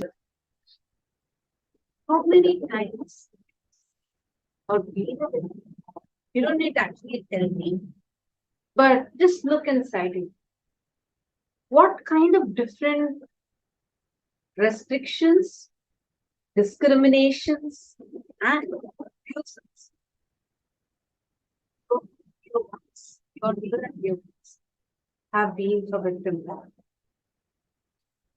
The one and only solution for this is Swamiji, and this revival is Swamiji.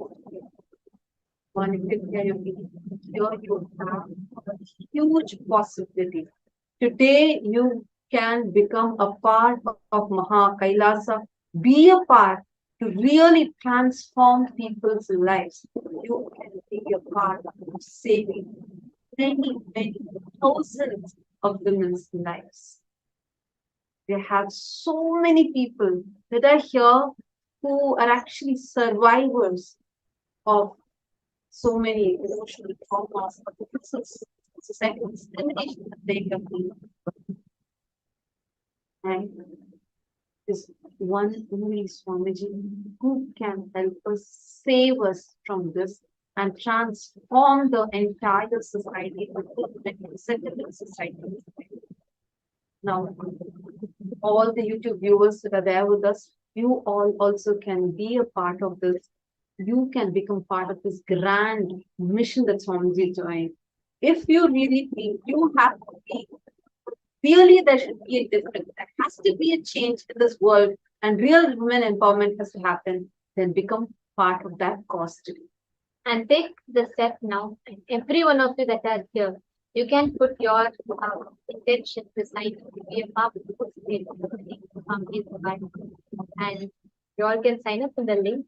Just go check it. You all can go to sksjp.org/contribute and please sign up there. Please let us know your intention.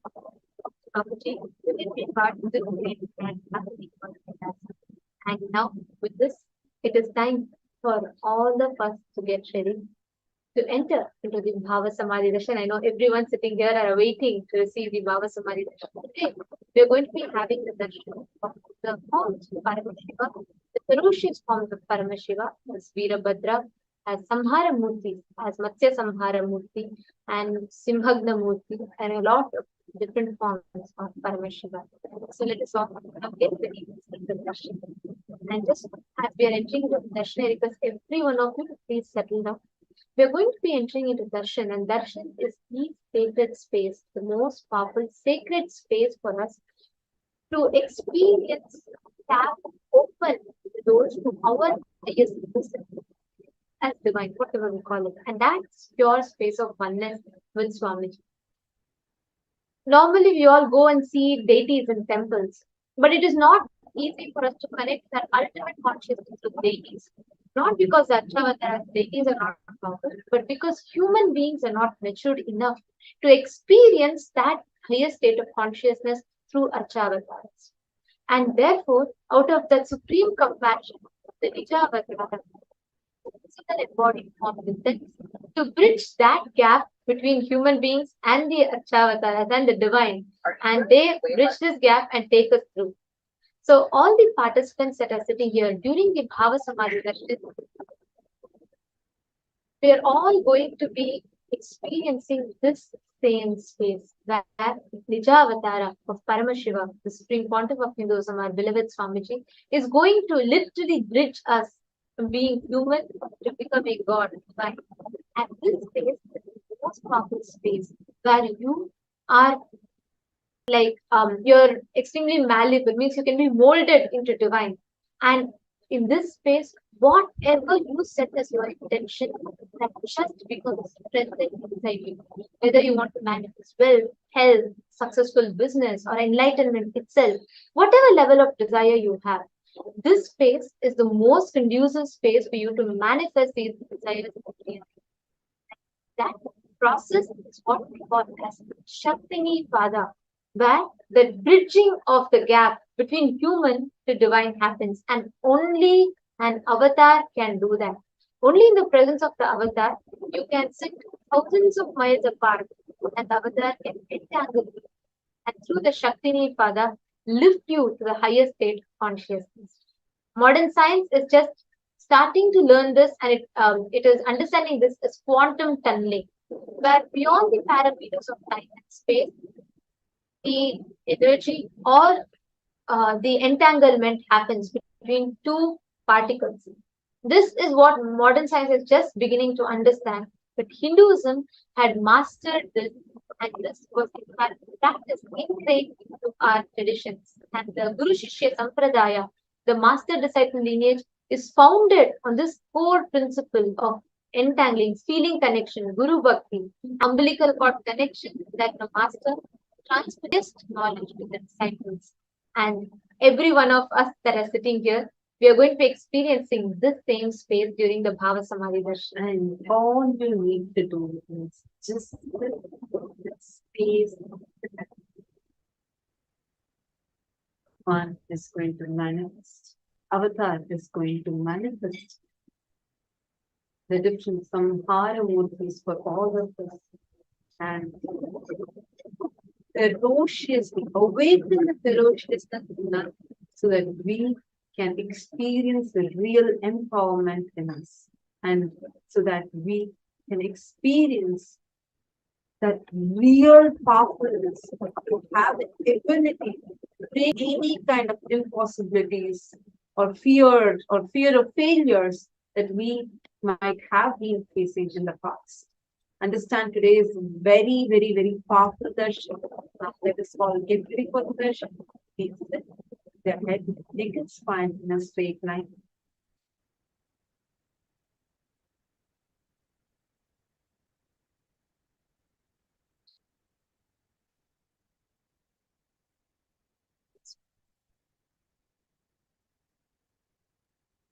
Chanting the Mahavakya.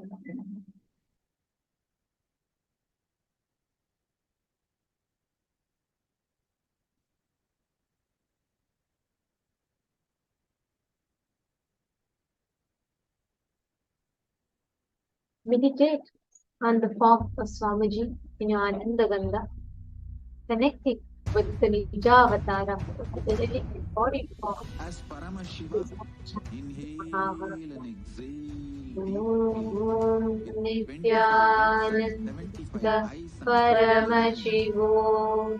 Visualize, meditate, connect with him. He's a living Nithyananda being. Paramashivam. Remember, you are Om Salokya means you are found in this form. Paramashivam. I am initiating Salokya Mukti.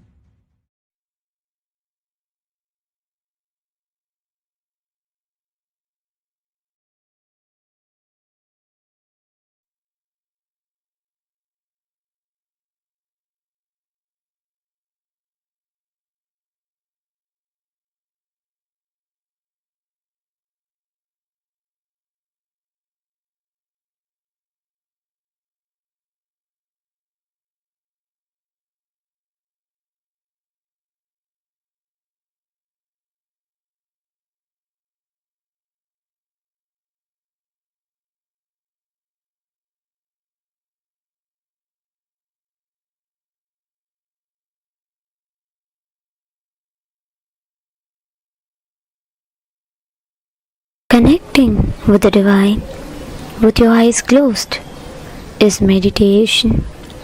Connecting with the divine with your eyes open is darshan. Come, let us all now move from meditation to darshan. Slowly, very slowly, please open your eyes.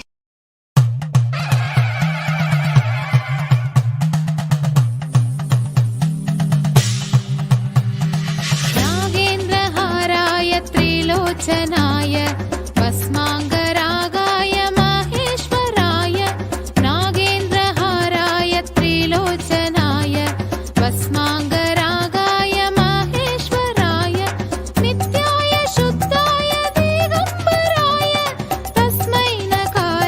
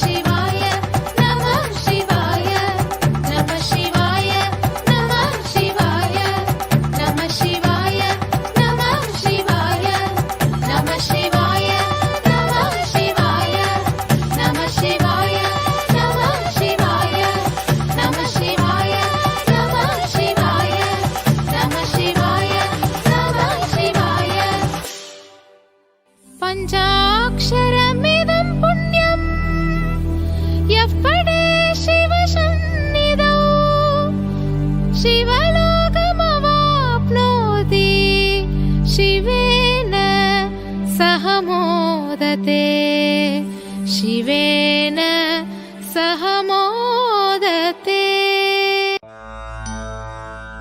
பித்தனே சித்தனே உலகோரின் பித்தெல்லாம் தெளிவித்து ஞான வித்தை தந்தவனே நித்யானந்த பெருவாழ்வின் பொருளானவனே நித்யானந்த பெருவாழ்வின் பொருளானவனே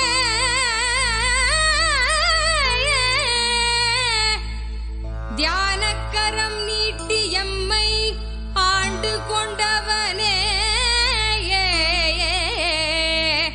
அருள் தருவாய் நித்யானந்தனே.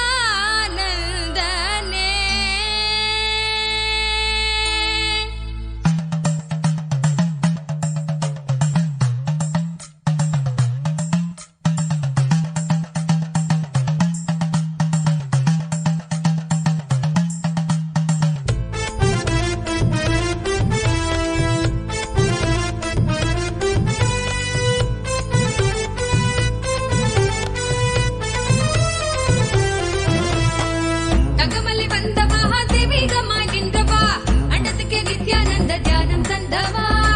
தங்கமலை வந்த மகாதேவிகமாய் நின்றவா அண்டத்துக்கு நித்யானந்த தியானம் தந்தவா. கட்டி தரும் நித்யானந்தன் தியானம் தன்னை செய்தாலது பக்தியோடும் ஸ்ரத்தையோடும் நித்யா உன்னை பூஜிப்பது பல நாள் தவமோ பலனாய் நித்யானந்தன் ரூபம் இன்று இறையே குருவின் உருவில் வையம் காக்கும் எண்ணம் கொண்டு தங்கமலை வந்த மகாதேவிகமாய் நின்றவா அண்டத்துக்கு நித்யானந்த தியானம் தந்தவா. தங்கமலை வந்த மகாதேவிகமாய் நின்றவா அண்டத்துக்கு நித்யானந்த தியானம் தந்தவா.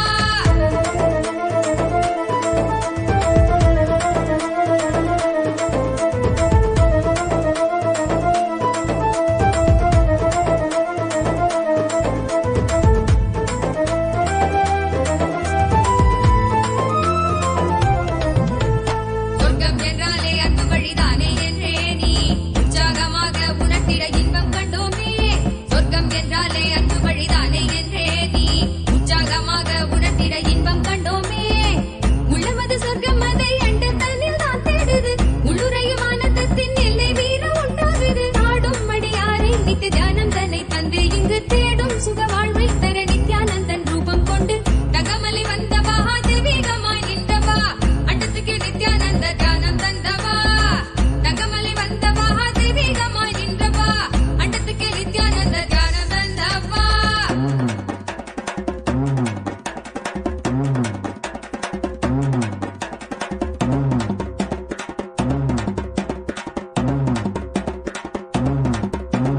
உள்ளுக்குள் உண்டாகும் நித்ய ஆனந்தம் கண்டாலே உள்ளம் தெய்வீகம் கொண்டாடும் என்றாய் நித்யானந்தா நீ.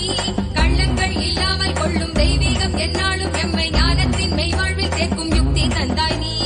உள்ளுக்குள் உண்டாகும் நித்ய ஆனந்தம் கண்டாலே உள்ளம் தெய்வீகம் கொண்டாடும் என்றாய் நித்யானந்தா நீ.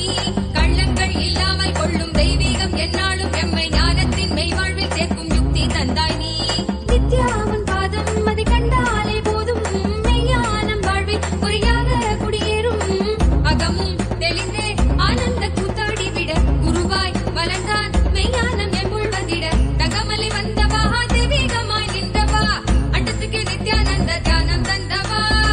தங்கமலை வந்த மகாதேவிகமாய் நின்றவா அண்டத்துக்கு நித்யானந்த தியானம் தந்தவா.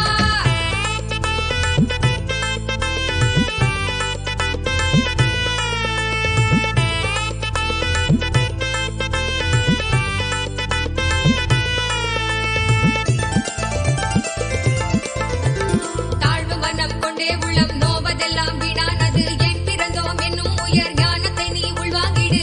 நித்தியனவன் சொன்னது சத்தியத்தின் கூற்றுது. நித்தியனவன் சொன்னது சத்தியத்தின் கூற்றுது. செயலில் இறங்கு சந்தோஷமாய் பண்பாடிடு. அருளை பொழிவான் அன்பாகவே நித்யன் இன்று. தங்கமலை வந்த மகாதேவிகமாய் நின்றவா அண்டத்துக்கு நித்யானந்த தியானம் தந்தவா. தங்கமலை வந்த மகாதேவிகமாய் நின்றவா அண்டத்துக்கு நித்யானந்த தியானம் தந்தவா.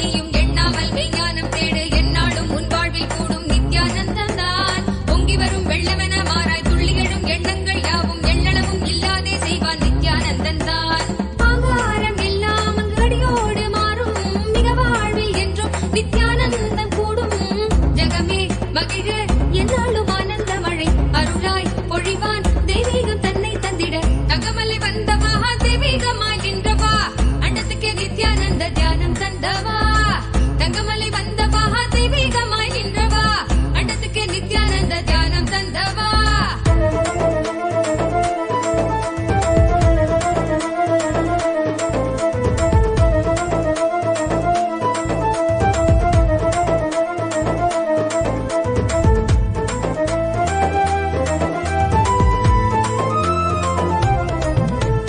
சொர்க்கம் என்றாலே அன்பு வழிதானே என்றே நீ உற்சாகமாக உணர்த்திட இன்பம் கண்டோமே சொர்க்கம் என்றாலே அன்பு வழிதானே என்றே நீ உற்சாகமாக உணர்த்திட இன்பம் கண்டோமே உள்ளமது சொர்க்கம் அதை அண்ட தனில் தான் தேடுது உள்ளுரையும் ஆனந்தத்தின் எல்லை வீர உண்டாகுது ஆடும் மடியாரை நித்திய தியானம் தன்னை தந்து இங்கு தேடும் சுக வாழ்வை தர நித்யானந்தன் ரூபம் கொண்டு தகமலை வந்தவா தெய்வீகமாய் நின்றவா அண்டத்துக்கு நித்யானந்த தியானம் தந்தவா தகமலை வந்தவா தெய்வீகமாய் நின்றவா அண்டத்துக்கு நித்யானந்த தியானம் தந்தவா